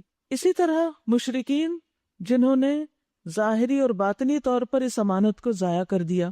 اب تینوں کے اجر کا بھی ذکر کر دیا گیا کہ ان کے لیے سزا یا جزا کیا ہے۔ اب عذاب ہے کس کے لیے؟ جنہوں نے امانت کو ضائع کر دیا، منافقین و مشرکین کے لیے، اور اللہ کی مہربانی اور توبہ کس کے لیے ہے؟ مومن مردوں اور عورتوں کے لیے۔ تو امانت ہے کیا؟ دراصل امانت ہے اللہ تعالیٰ کے وہ احکامات، یہ باتیں جن پر عمل کرنے کے لیے ہمیں کہا۔ سورۃ سبا شروع کرتی ہوں اللہ کے نام سے جو بے انتہا مہربان نہایت رحم فرمانے والا ہے۔ الحمد للہ الذی لہ ما فی السماوات وما فی الارض ولہ الحمد فی الآخرہ وہو الحکیم الخبیر۔ حمد اس اللہ کے لیے ہے جو آسمانوں اور زمین کی ہر چیز کا مالک ہے، سب تعریف اللہ کے لیے ہے جو آسمان و زمین کی ہر چیز کا مالک ہے، اور آخرت میں بھی اسی کے لیے حمد ہے، تعریف ہے۔ یہ سورت الحمد سے شروع کی جا رہی ہے، جیسے سورت الفاتحہ ہے، الحمد سے سورت شروع ہو رہی ہے۔ تو اس سے کیا حکم نکلتا ہے کہ ہم اللہ ہی کی حمد بیان کریں۔ کیوں کریں؟ کیونکہ آسمان و زمین کا مالک وہ ہے، اور آخرت میں بھی اسی کی حمد ہوگی۔ اور یہ حمد کون کرے گا؟ جو دنیا میں کرتے ہیں، یعنی اہل ایمان، اور وہ دانا و باخبر ہے۔ آپ کو معلوم ہے کہ جب جنت میں اہل ایمان پہنچ جائیں گے تو سو کیا کہیں گے؟ الحمدللہ الذی اذہب عنا الحزن۔ اللہ کا شکر، اللہ کی تعریف جس نے ہم سے ساری مشکلیں آسان کی، ساری تکلیفیں دور کر دی، غم دور کر دیے۔ الحمدللہ الذی ہدانا لہذا، اللہ کا شکر جس نے ہماری اس راستے کی طرف رہنمائی کی۔ جو کچھ زمین میں جاتا ہے اور جو کچھ اس سے نکلتا ہے اور جو کچھ آسمان سے اترتا ہے اور جو کچھ اس میں چڑھتا ہے، ہر چیز کو وہ جانتا ہے، سب اس کے حساب میں ہے، اور وہ رحیم اور غفور بھی ہے۔ یعنی آسمان بھی اس کا اور آسمان والی چیزیں بھی اس کی اور زمین بھی اس کی اور زمین میں جو کچھ اسی کا، لہٰذا سب کچھ اس کے علم میں ہے۔ منکرین کہتے ہیں کیا بات ہے کہ ہم پر قیامت نہیں آ رہی؟ کہیے قسم ہے میرے عالم الغیب رب کی، وہ تم پر آ کر رہے گی۔ اس سے ذرہ برابر کوئی چیز نہ آسمانوں میں چھپی ہوئی ہے نہ زمین میں، کیونکہ سب کچھ اسی کا ہی ہے، نہ ذرے سے بڑی اور نہ اس سے چھوٹی، ذرے سے بھی چھوٹی چیز، سب کچھ ایک نمایاں دفتر میں درج ہے۔ اور یہ قیامت اس لیے آئے گی کہ جزا دے اللہ ان لوگوں کو جو ایمان لائے اور نیک عمل کرتے رہے۔ سبحان اللہ، مومن کے لیے آخرت دنیا سے بہتر ہے۔ دنیا تو کام کی جگہ ہے اور آخرت جزا کی جگہ ہے۔ ان کے لیے مغفرت ہے اور عزت والا رزق، اور جن لوگوں نے ہماری آیات کو نیچا دکھانے کے لیے زور لگایا ان کے لیے بدترین قسم کا دردناک عذاب ہے۔ اے نبی صلی اللہ علیہ وسلم، علم رکھنے والے خوب جانتے ہیں کہ جو کچھ تمہارے رب کی طرف سے تم پر نازل کیا گیا ہے وہ سراسر حق ہے، سچ ہے، اور وہ راہ دکھاتا ہے عزیز اور حمید کی راستے کی طرف۔ یعنی جو علم والے ہیں، چاہے وہ دین کا علم جانتے ہوں یا پھر دنیا کا علم جانتے ہوں، وہ بالآخر اس نتیجے پر پہنچتے ہیں اگر وہ حق کے ساتھ انصاف کی بات کریں کہ اصل الہ تو اللہ ہی ہے اور سب کچھ اسی کا ہے، اور ہدایت بھی وہی دیتا ہے۔ منکرین لوگوں سے کہتے ہیں ہم بتائیں تمہیں ایسا شخص جو خبر دیتا ہے کہ جب تمہارے جسم کا ذرہ ذرہ منتشر ہو چکا ہوگا اس وقت تم نئے سرے سے پیدا کر دیے جاؤ گے۔ نہ معلوم یہ شخص اللہ کے نام سے جھوٹ گڑتا ہے یا اسے جنون لاحق ہے، نہیں بلکہ جو لوگ آخرت کو نہیں مانتے وہ عذاب میں مبتلا ہونے والے ہیں اور وہی بری طرح بہکے ہوئے ہیں۔ کیا انہوں نے کبھی اس آسمان اور زمین کو نہیں دیکھا جو انہیں آگے اور پیچھے سے گھیرے ہوئے ہے، یعنی اس سے باہر کہیں بھی نہیں نکل سکتے؟ ہم چاہیں تو انہیں زمین میں دھسا دیں یا آسمان کے کچھ ٹکڑے ان پر گرا دیں۔ در حقیقت اس میں ایک نشانی ہے ہر اس بندے کے لیے جو اللہ کی طرف رجوع کرنے والا ہو۔ اللہ اکبر۔ یعنی نشانیاں تو کائنات میں بکھری ہوئی ہیں اور لوگ بہت کچھ ان کے بارے میں تحقیقات بھی کرتے رہتے ہیں، لیکن نظر کس کو آتی ہے؟ اللہ کی قدرت کس کو نظر آتی ہے؟ جو عبد منیب ہوتا ہے، بار بار جو اللہ کی طرف لوٹتا ہے، اپنے رب کی طرف متوجہ ہوتا ہے، اپنے ارادوں اور نیتوں میں وہ اپنے رب کی طرف توجہ کرتا ہے، اپنے ہر معاملے میں اللہ سے مشورہ کرتا ہے، دعا کرتا ہے، اللہ کی پسند کے کاموں کے علاوہ اس کی کوئی اور مشغولیت نہیں ہوتی۔ وہ اس کی مخلوق کو بھی دیکھتا ہے، زمین و آسمان کو دیکھتا ہے تو غور و فکر اور عبرت کی نگاہ سے دیکھتا ہے، نہ کہ غفلت کی نگاہ سے اور نہ صرف فائدے اٹھانے کے لیے۔ وَلَقَدْ آتَيْنَا دَاوُودَ مِنَّا فَضْلًا، ہم نے داؤد علیہ السلام کو اپنے ہاتھ سے بڑا فضل عطا کیا۔ داؤد علیہ السلام پر اللہ کے بڑے فضل تھے۔ سب سے بڑا فضل تو یہ تھا کہ انہیں نبوت عطا کی گئی۔ یہ کوئی شخص اپنی کسی کوشش اور محنت سے حاصل نہیں کر سکتا۔ یعنی دنیا کے باقی عہدے، رتبے، مرتبے، مقام، سٹیٹس تو انسان کسی نہ کسی طرح محنت کر کے کسی مقام پہ پہنچ جاتا ہے، لیکن نبوت کے مقام پہ کوئی نہیں پہنچ سکتا۔ یہ اللہ ہی جس کو چاہتا ہے اپنے فضل سے دیتا ہے۔ پھر اس کے بعد بادشاہت، پھر صرف بادشاہت نہیں بلکہ امت کی اصلاح کا اہتمام کرنے والے، یہ بھی بہت بڑا فضل تھا کہ لوگوں کے فیصلے چکاتے تھے اور ان کی اصلاح کرتے تھے۔ پھر انصاف کے ساتھ فیصلے کرنے کی صلاحیت، پھر جنگ میں بہادری دکھانے کی صلاحیت تھی ان کے اندر۔ آپ یاد ہوگا طالوت اور جالوت کا واقعہ جو ہم نے پڑھا تھا، اس میں وَقَتَلَ دَاوُودُ جَالُوتَ، جالوت بہت گرانڈ دل پہلوان تھا، کوئی بندہ جرت نہیں کر رہا تھا اس کے قریب جانے کی کیونکہ وہ بہت طاقتور تھا، لیکن داؤد علیہ السلام اس سے بھی زیادہ، داؤد علیہ السلام نے جالوت کو قتل کر دیا، تو انتہائی بہادر تھے۔ پھر اللہ نے ان پر بے شمار نعمتیں عام کی تھیں۔ انہیں اس زمانے میں لوہے سے، جو ایک جامد سالڈ چیز ہوتی ہے، اس سے باریک تارے بنا کر اس سے زریں بننے کی صلاحیت اور فن عطا کیا تھا۔ یہ اللہ نے ان کے دل میں ڈالا تھا۔ لوہے کو ان کے ہاتھوں میں نرم کر دیا تھا۔ آپ کو معلوم ہے کہ وہ جب لوہے کو پکڑتے تو اس طرح اپنے ہاتھ سے اس کو، یعنی ہاتھ میں آتے ان کا جیسے کوئی پگھلی ہوئی چیز ہوتی ہے، جیسے موم ہوتی ہے، یعنی لوہا ان کے ہاتھ میں موم کی طرح پگھل جاتا تھا اور اس سے وہ پھر بناتے تھے۔ ورنہ آپ دیکھیے کہ آگ پہ اگر تپا کے پھر کس طرح کچھ چیز بنی جا سکتی ہے، کہ اس زمانے میں کوئی مشینیں تو نہیں تھی۔ پھر یہ کہ اللہ نے انہیں زبور عطا کی تھی اور زبور کے ساتھ ساتھ اچھی آواز عطا کی تھی۔ کتنی بے شمار خوبیاں ہیں، کتنے بے شمار فضل ہیں، اور نیک کاموں میں لمبی عمر بھی دی تھی۔ اور اس کے علاوہ بھی بہت سی چیزیں جن کو آپ ان کے حالات میں پڑھ کے غور و فکر کر کے جان سکتے ہیں۔ ہم نے داؤد علیہ السلام کو اپنے ہاں سے بڑا فضل عطا کیا۔ ہم نے حکم دیا کہ اے پہاڑوں اس کے ساتھ ہم آہنگی کرو، یہ بھی ایک فضل ہے، پہاڑوں کو مسخر کیا۔ یہی حکم ہم نے پرندوں کو دیا۔ ہم نے لوہے کو اس کے لیے نرم کر دیا، اس ہدایت کے ساتھ کہ زریں بنا اور ان کے حلقے ٹھیک اندازے پر رکھ۔ اے آل داؤد نیک عمل کرو، جو کچھ تم کرتے ہو اس کو میں دیکھ رہا ہوں۔ وَعَمَلُوا صَالِحًا، اور سلیمان کے لیے ہم نے ہوا کو مسخر کیا۔ آپ دیکھیے کہ کس طرح داؤد علیہ السلام جو ہیں، نہ صرف یہ کہ خود نیک ہیں بلکہ اپنے آل اولاد کو بھی ساتھ لے کے چل رہے ہیں، اور ان کو یہاں اللہ تعالیٰ حکم دے رہے ہیں۔ اور سلیمان کے لیے ہم نے ہوا کو مسخر کر دیا، صبح کے وقت اس کا چلنا 1 مہینے کی راہ تک اور شام کے وقت اس کا چلنا 1 مہینے کی راہ تک۔ آل داؤد میں سے کس کا ذکر یہاں کیا جا رہا ہے؟ سلیمان علیہ السلام کا۔ سلیمان علیہ السلام کا۔ ہم نے اس کے لیے پگھلے ہوئے تانبے کا چشمہ بہا دیا، سبحان اللہ، اور ایسے جن اس کے تابع کر دیے جو اپنے رب کے حکم سے اس کے آگے کام کرتے تھے۔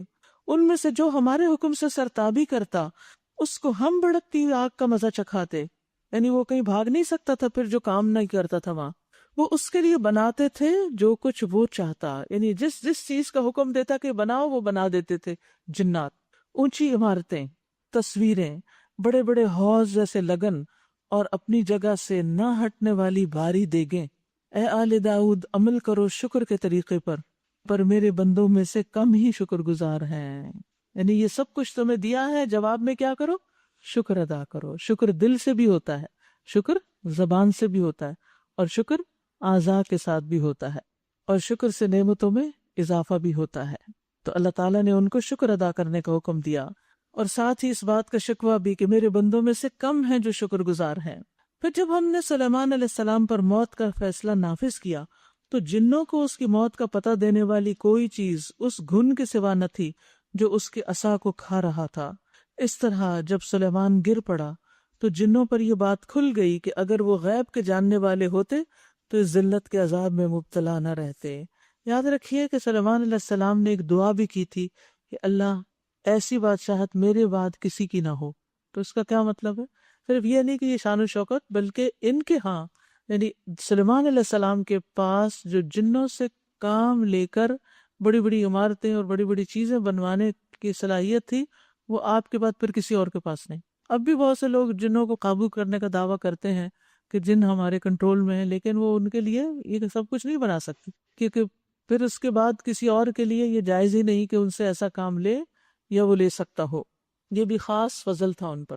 لقد کان لسبأ فی مسکنہم آیہ، قوم سبا کے لیے ان کے اپنے مسکن ہی میں ایک نشانی موجود تھی، 2 باغ دائیں اور بائیں۔ کھاؤ اپنے رب کا دیا ہوا رزق اور شکر بجا لاؤ، یعنی رزق کھاؤ، ان باغوں سے فائدہ اٹھاؤ، لیکن شکر گزار بندے بنو۔ بلدۃ طیبۃ و رب غفور، ملک ہے عمدہ اور پاکیزہ اور رب ہے بخشش فرمانے والا، مگر وہ منہ موڑ گئے۔ فَأَعْرَضُوا، آخر کار ہم نے ان پر بند توڑ سیلاب بھیج دیا، اور ان کے پچھلے 2 باغوں کی جگہ اور باغ انہیں دیے جن میں کڑوے کسیلے پھل اور جھاؤ کے درخت تھے اور کچھ تھوڑی سی بیریاں۔ یہ تھا ان کے کفر کا بدلہ جو ہم نے ان کو دیا، اور ناشکر انسان کے سوا ایسا بدلہ ہم اور کسی کو نہیں دیتے۔ یاد رکھیے، شکر سے اعراض برتنے پر نعمتیں بدل جاتی ہیں۔ جب انسان اللہ کے کسی فضل کو پہچانتا نہیں اور اس کا اقرار نہیں کرتا اور اس پہ شکر ادا نہیں کرتا تو وہ مواقع، اپرچونٹیز، وہ نعمتیں، وہ نیکی کمانے کے مواقع اسے چھین لیے جاتے ہیں۔ تو یہاں ایک طرف آپ دیکھیے داؤد علیہ السلام اور آل داؤد ہیں، وہ کون ہے؟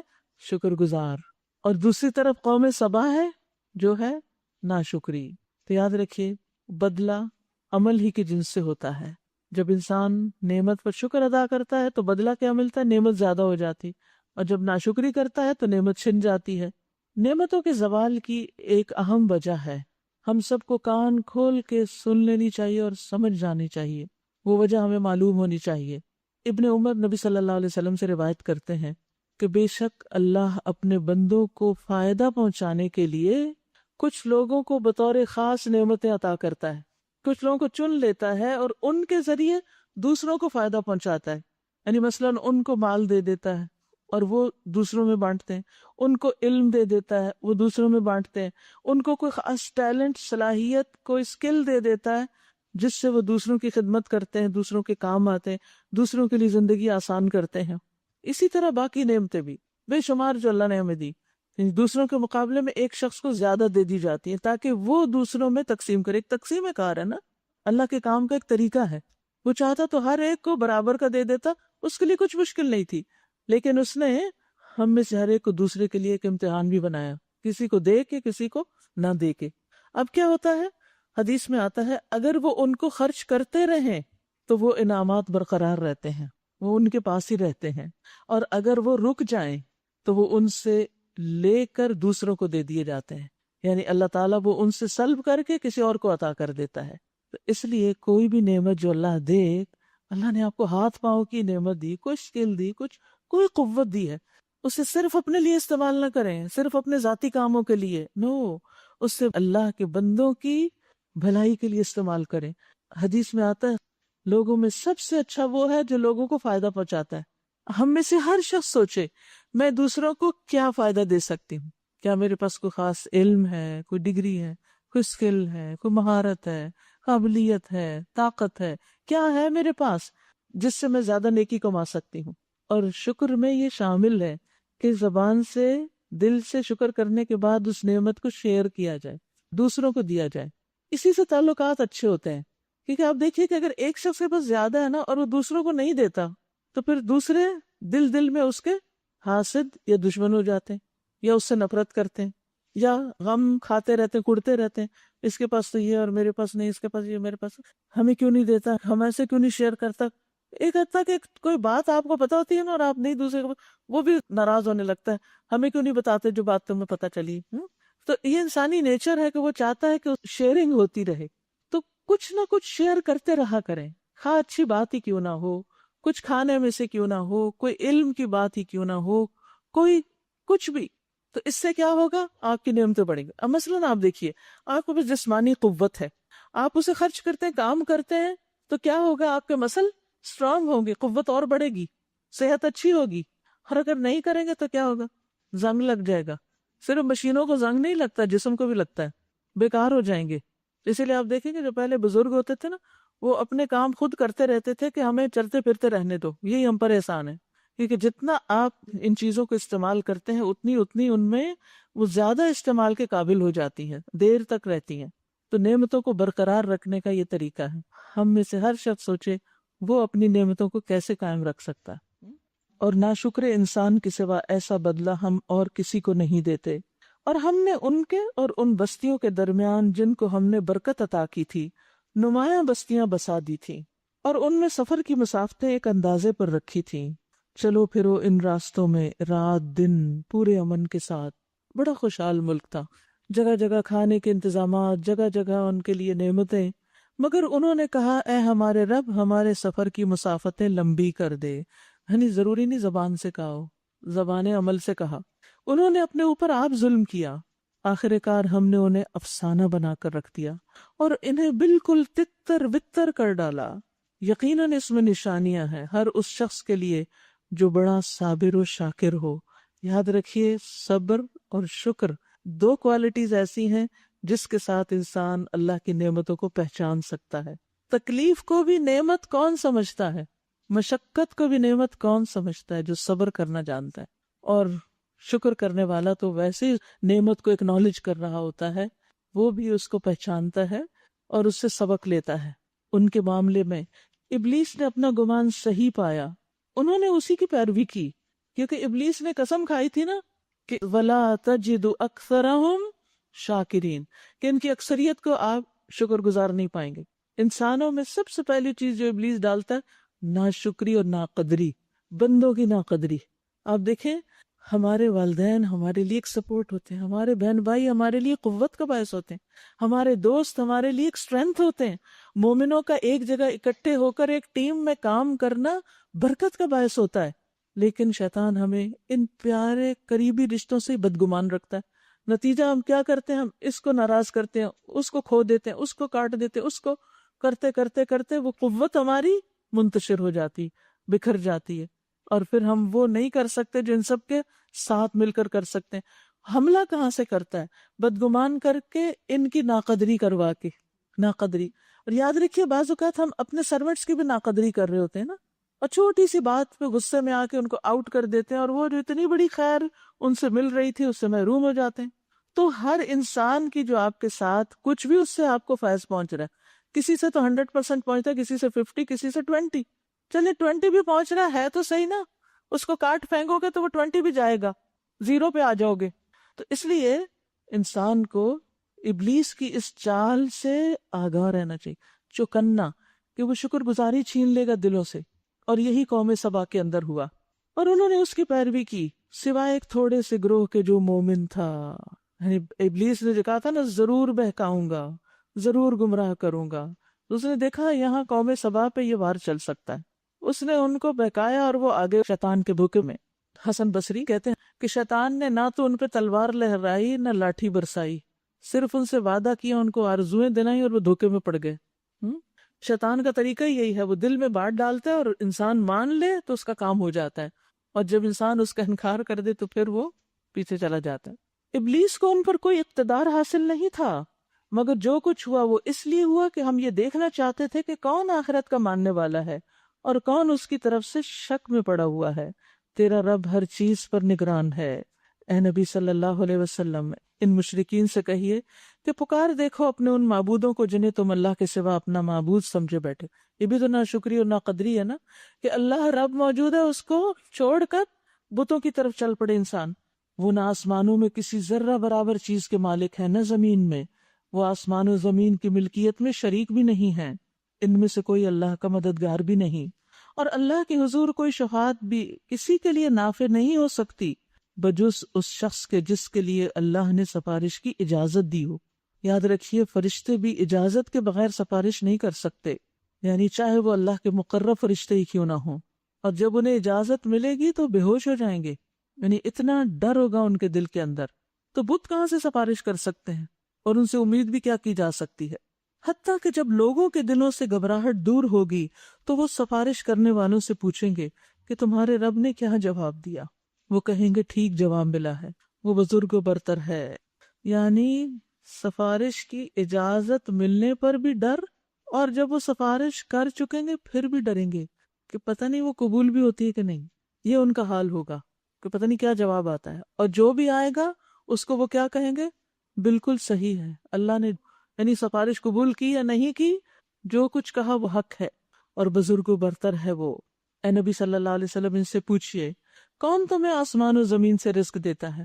کہیے اللہ۔ اب لا محالہ ہم میں اور تم میں سے کوئی ایک ہی ہدایت پر ہے یا کھلی گمراہی میں پڑا ہوا ہے۔ ان سے کہیے جو قصور ہم نے کیا ہو اس کی کوئی باز پرس تم سے نہ ہوگی، اور جو کچھ تم کر رہے ہو اس کی کوئی جواب طلبی ہم سے نہیں کی جائے گی۔ کہو ہمارا رب ہمیں جمع کرے گا، پھر ہمارے درمیان ٹھیک ٹھیک فیصلہ کر دے گا۔ وہ ایسا زبردست حاکم ہے جو سب کچھ جانتا ہے۔ ان سے کہو مجھے ذرا دکھاؤ تو صحیح، وہ کون ہستیاں ہیں جنہیں تم نے اس کے ساتھ شریک لگا رکھا ہے؟ ہرگز نہیں، زبردست اور دانا تو بس وہ اللہ ہی ہے۔ وما ارسلناک الا کافۃ للناس بشیرا ونذیرا ولکن اکثر الناس لا یعلمون۔ اے نبی صلی اللہ علیہ وسلم، ہم نے آپ کو تمام انسانوں کے لیے بشیر و نذیر بنا کر بھیجا، مگر اکثر لوگ جانتے نہیں۔ یہ آیت مجھے رلا دیتی ہے کبھی۔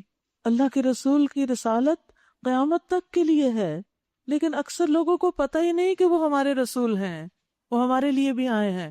یہ مسلمانوں کی ذمہ داری تھی نا کہ باقی لوگوں کو بتاتے کہ اللہ نے محمد صلی اللہ علیہ وسلم کو تمہارے لیے بھی رسول بنا کے بھیجا۔ تو میں کبھی سوچتی ہوں کہ وہ دور دراز افریقہ کے جنگلوں میں بسنے والے لوگ، یا ایون ترقی یافتہ ممالک میں بسنے والے لوگ، ان کو صحیح طور پر یہ علم ہی نہیں کہ محمد صلی اللہ علیہ وسلم ان کے بھی رسول ہیں، ان کے لیے بھی بھیجے گئے۔ ہم سمجھتے ہیں بس وہ صرف ہمارے ہیں، نہیں، وہ سب کے ہیں، کافۃ للناس بشیرا و نذیرا۔ لہٰذا آپ کی تعلیمات سب انسانوں تک پہنچنی چاہیے، سب کا حق ہے۔ حدیث میں بھی آتا ہے، رسول اللہ صلی اللہ علیہ وسلم نے فرمایا پہلے انبیاء خاص اپنی قوموں کی ہدایت کے لیے بھیجے جاتے تھے، لیکن مجھے دنیا کے تمام انسانوں کی ہدایت کے لیے بھیجا گیا ہے، اور اگر آپ سب انسانوں کی ہدایت کے لیے تو آپ کے بعد کسی رسول نبی کے آنے کی پھر ضرورت ہے نہیں، بس اب آپ کا پیغام ہی آگے پہنچانا ضروری ہے۔ یہ لوگ آپ سے کہتے ہیں وہ قیامت کا وعدہ کب پورا ہوگا اگر تم سچے ہو؟ کہو تمہارے لیے ایک ایسے دن کی میعاد مقرر ہے جس کے آنے میں نہ ایک گھڑی بھر کی تاخیر تم کر سکتے ہو اور نہ ایک گھڑی بھر پہلے ہی اسے لا سکتے ہو۔ وقال الذین کفروا لن نؤمن بهذا القرآن ولا بالذی بین یدیہ۔ یہ کافر کہتے ہیں ہم ہرگز اس قرآن کو نہ مانیں گے اور نہ اس سے پہلے آئی ہوئی کسی کتاب کو تسلیم کریں گے۔ کاش تم دیکھو ان کا حال اس وقت جب یہ ظالم اپنے رب کے حضور کھڑے ہوں گے، اس وقت ایک دوسرے پر الزام دھریں گے۔ جو لوگ دنیا میں دبا کے رکھے گئے تھے وہ بڑے بننے والوں سے کہیں گے اگر تم نہ ہوتے تو ہم مومن ہوتے، تم نے ہمیں ایمان نہ لانے دیا۔ وہ بڑے بننے والے ان دبے ہوئے لوگوں کو جواب دیں گے کیا ہم نے تمہیں اس ہدایت سے روکا تھا جو تمہارے پاس آئی تھی؟ نہیں، بلکہ تم خود مجرم تھے۔ یعنی کوئی انسان کسی کی گمراہی کی ذمہ داری نہیں قبول کرے گا۔ وہ دبے ہوئے لوگ ان بڑے بننے والوں سے کہیں گے نہیں، بلکہ شب و روز کی مکاری تھی جب تم ہم سے کہتے تھے کہ ہم اللہ سے کفر کریں اور دوسروں کو اس کا ہمسر ٹھہرائیں۔ آخرکار جب یہ لوگ عذاب دیکھیں گے تو اپنے دلوں میں پچھتائیں گے اور ہم ان منکرین کے گلوں میں توق ڈال دیں گے۔ کیا لوگوں کو اس کے سوا کوئی اور بدلہ دیا جا سکتا ہے کہ جیسے اعمال ان کے تھے ویسی ہی وہ جزا پائیں؟ یعنی جزا اعمال کے مطابق ہوگی۔ کبھی ایسا نہیں ہوا کہ ہم نے کسی بستی میں ایک خبردار کرنے والا بھیجا ہو اور اس بستی کے کھاتے پیتے لوگوں نے یہ نہ کہا ہو کہ جو پیغام تم لے کر آئے ہو اس کو ہم نہیں مانتے. یعنی جن کو دنیا زیادہ مل جاتی ہے پھر ان کے لیے حق قبول کرنا زیادہ ہی مشکل ہو جاتا ہے. انہوں نے ہمیشہ یہی کہا کہ ہم تم سے زیادہ مال اور اولاد رکھتے ہیں. یعنی تکبر حق سے روک دیتا ہے نا. تو انہیں مال اور اولاد کا تکبر تھا. اور ہم ہرگز سزا پانے والے نہیں ہیں. اے نبی صلی اللہ علیہ وسلم ان سے کہیے میرا رب جسے چاہتا ہے کشادہ رزق دیتا ہے اور جسے چاہتا ہے نپا تلا رزق دیتا ہے. تو اللہ کی تقسیم ہے. اس بنا پر تم لوگوں کو حقیر کیوں سمجھ رہے ہو؟ مگر اکثر لوگ اس کی حقیقت نہیں جانتے. یہ تمہاری دولت اور تمہاری اولاد نہیں ہے جو تمہیں ہم سے قریب کرتی ہو.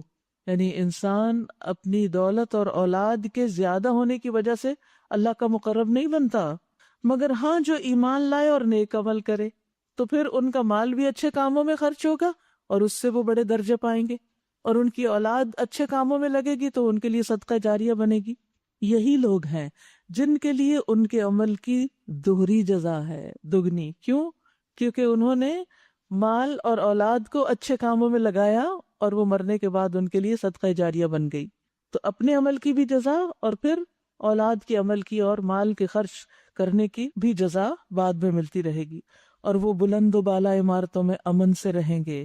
رہے وہ لوگ جو ہماری آیات کو نیچا دکھانے کے لیے دوڑ دھوپ کرتے ہیں تو وہ عذاب میں مبتلا ہوں گے. اے نبی صلی اللہ علیہ وسلم ان سے کہیے میرا رب اپنے بندوں میں سے جسے چاہتا ہے کھلا رزق دیتا ہے اور جسے چاہتا ہے نپا تلا دیتا ہے. وَمَا أَنفَقْتُم مِّن شَيْءٍ فَهُوَ يُخْلِفُهُ وَهُوَ خَيْرُ الرَّازِقِينَ. جو کچھ تم خرچ کر دیتے ہو اس کی جگہ وہی تم کو اور دیتا ہے. سبحان اللہ، وہ سب رازقوں سے بہتر رازق ہے. یاد رکھیے انسان جب بھی اللہ کی خاطر کچھ خرچ کرتا ہے تو اللہ سبحانہ و تعالیٰ اس کو اس کا عوض ضرور دیتا ہے. بس شرط یہ کہ اللہ کی خاطر کیا ہو، کوئی اور مقصد نہ ہو. کبھی اتنا دے دیتا ہے جتنا اس نے خرچ کیا، یعنی اپنے مال میں سے کسی نے نکالا کچھ تو اللہ تعالیٰ اس کے مال میں اتنا اور اضافہ کر دیتا ہے. کبھی اس سے بھی زیادہ دیتا ہے، یعنی آپ نے 5 روپے خرچ کیا اللہ تعالیٰ 50 دیتا ہے آپ کو. اور کبھی اس کے عوض ثواب دیتا ہے اور آخرت کے لیے ذخیرہ کر لیتا ہے. بس بندے کا حوصلہ چھوٹا ہے نا، اس کا انتظار نہیں کر سکتا. وہ کہتا قبولیت جب ہی ہوئی ہے جب ابھی کچھ ملے اس کے بدلے میں. تو کبھی اللہ دے دیتا اور کبھی نہیں بھی دیتا تاکہ بندے کے لیے آخرت میں زیادہ ہو. کبھی اس انفاق کی وجہ سے اس کی دعائیں قبول ہو جاتی، یعنی اللہ کے راستے میں مال دینا جو ہے وہ دعاؤں کی قبولیت کا ذریعہ بنتا ہے. کبھی اللہ تعالیٰ اس کے عوض اس کو صحت دے دیتا ہے. اسی لیے ہمارے یہاں رواج ہے نا، کوئی بیمار ہو جاتا ہے تو پھر وہ بکرا قربان کرتے ہیں یا جان کا صدقہ دیتے ہیں، کیونکہ عمل کی جنس سے بدلہ آتا ہے نا. مثلاً آپ کسی کو کھلاتے ہیں تو آپ کے رزق میں اضافہ ہو جاتا ہے. آپ کسی بیمار کا علاج کراتے ہیں تو آپ کی بیماری اللہ دور کر دیتا ہے یا آپ کو صحت مند ہی رکھتا ہے. اور کبھی کسی گھرانے میں خوشحالی دے دیتا ہے، ان کا کوئی اور کاروبار کا نیا راستہ نکل آتا ہے. اور اللہ کے اپنی مخلوق میں بڑے بڑے راز ہیں کہ کس طرح اللہ بندے کی قدردانی کرتا ہے جب بندہ اللہ کے راستے میں دیتا ہے. تو خرچ کرنے کے فائدے ہی فائدے ہیں. ابو ہریرہ کہتے ہیں ہر دن جس میں بندے صبح کرتے ہیں 2 فرشتے اترتے ہیں. ان میں سے ایک کہتا ہے اے اللہ خرچ کرنے والے کو اس کا بدلہ دے. فرشتے دعائیں کرتے ہیں ہر روز. اور دوسرا کہتا ہے اللہ روکنے والے کے مال کو ضائع کر دے. بد دعا بھی کرتے ہیں کہ جو صرف اپنے لیے جمع کرتا رہتا ہے اور اس میں سے زکوٰۃ تک نہیں نکالتا، یعنی جو فریضہ ہے، تو پھر وہ مال کو برباد کرنے کا سبب ہوتی. اللہ سبحانہ وتعالیٰ ایسے مسائل پیدا کر دیتا ہے کہ پھر آپ کو وہی مال ان راستوں پہ خرچ کرنا پڑتا ہے. یاد رکھیے کہ انسان جب فرض بھی ادا کرتا ہے اس سے بھی مال بڑھتا ہے، یعنی نفلی صدقات سے تو بڑھتا ہی ہے، زکوٰۃ سے بھی بڑھتا ہے. جیسے قرآن مجید میں آتا ہے نا وَمَا آتَيْتُم مِّن زَكَاةٍ تُرِيدُونَ وَجْهَ اللَّهِ فَأُولَٰئِكَ هُمُ الْمُضْعِفُونَ. جو زکوٰۃ تم دیتے ہو اللہ کے چہرے کا ارادہ کرتے ہوئے، تو یہی لوگ ہیں جو اس کو کئی گنا بڑھا لیتے ہیں، اس میں اضافہ کر لیتے ہیں. رسول اللہ صلی اللہ علیہ وسلم نے فرمایا، اللہ تعالیٰ فرماتے ہیں انفق علیک، خرچ کرو میں تم پہ خرچ کروں گا. تم بندوں پہ کرو، تم پہ میں کروں گا. نبی صلی اللہ علیہ وسلم نے قسم کھا کے فرمایا صدقہ کرنے سے مال کم نہیں ہوتا. قیامت کے دن صدقہ ہی انسان کا سایہ بنے گا، جتنا چاہے بڑھا لے. جب سورج بہت قریب ہوگا تو انسان کا صدقہ اس کے لیے چھتریوں کی طرح سایہ بن جائے گا یہاں تک کہ لوگوں کے درمیان فیصلہ ہو جائے. پھر اسی طرح کئی گنا زیادہ اجر، صرف اتنا ہی نہیں، بڑھا چڑھا کے اللہ دیتا ہے. رسول اللہ صلی اللہ علیہ وسلم نے فرمایا جس نے اللہ کے راستے میں کچھ خرچ کیا، یعنی اللہ کے دین کے لیے، اس کے لیے 700 گنا ثواب لکھ لیا جاتا ہے. ابو مسعود کہتے ہیں ایک آدمی نے اللہ کے راستے میں ایک اونٹنی صدقہ کی، یعنی جہاد فی سبیل اللہ کے لیے ایک اونٹنی دی جس کی ناک میں نکیل پڑی ہوئی تھی. تو رسول اللہ صلی اللہ علیہ وسلم نے فرمایا قیامت کے دن یہ صدقہ 700 اونٹنیاں لے کر آئے گا جن کی ناک میں نکیل پڑی ہوگی.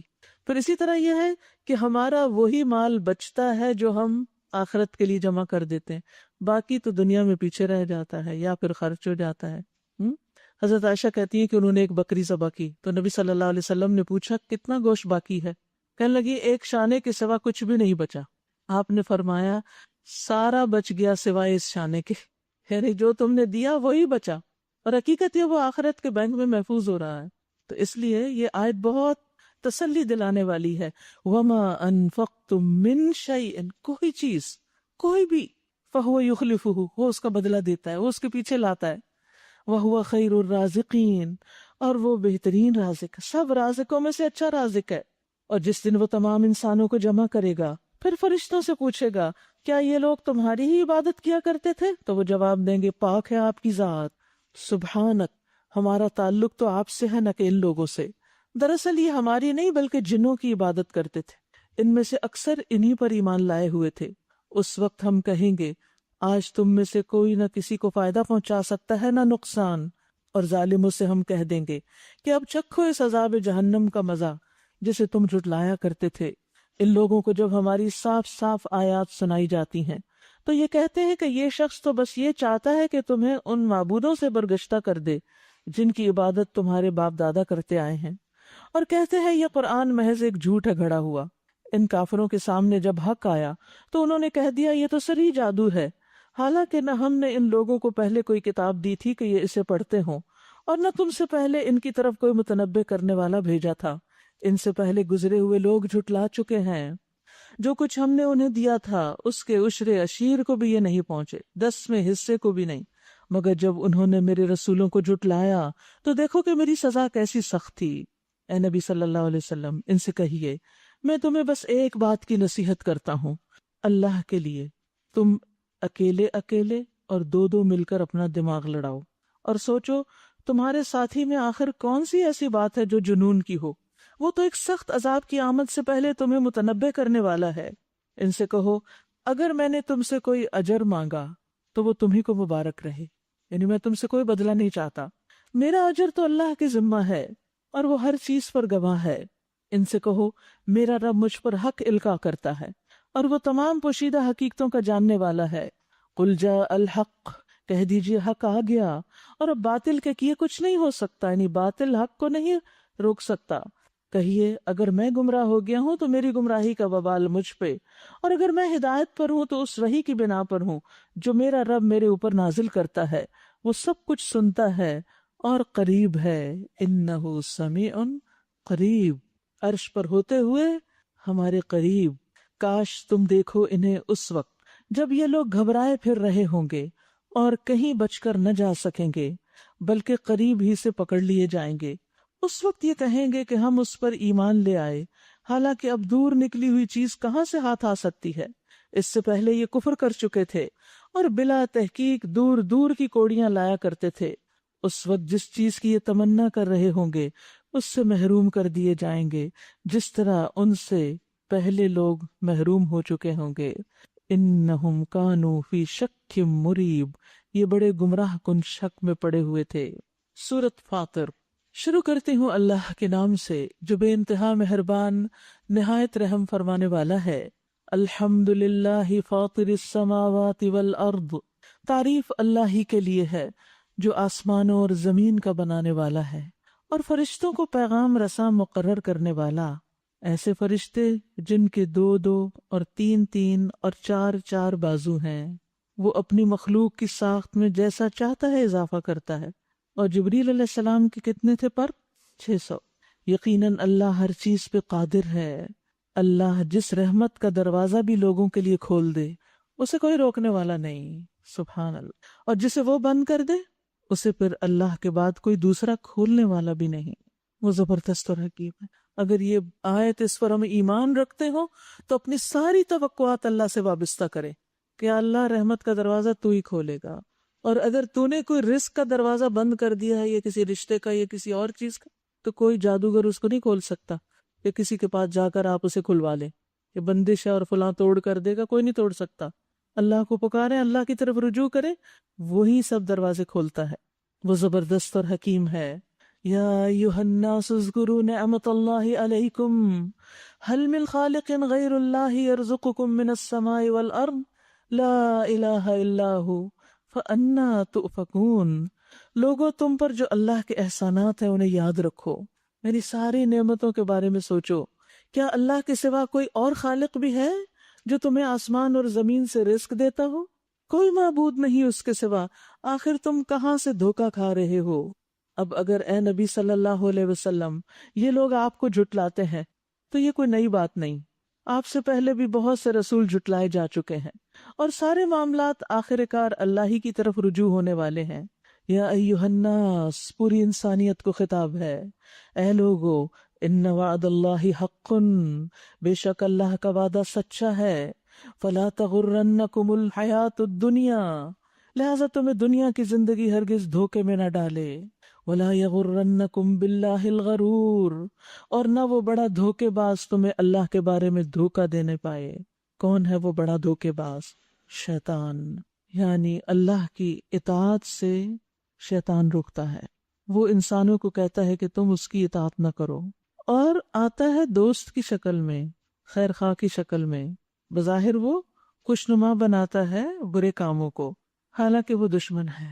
تو ہمیں دشمن کو پہچان کر دشمن کی اطاعت نہیں کرنی چاہیے، شیطان کو دشمن مان لینا چاہیے، اور اس کے وسوسوں اور اس کی اکساہٹوں سے بچنے کے لیے اللہ کی پناہ لینی چاہیے۔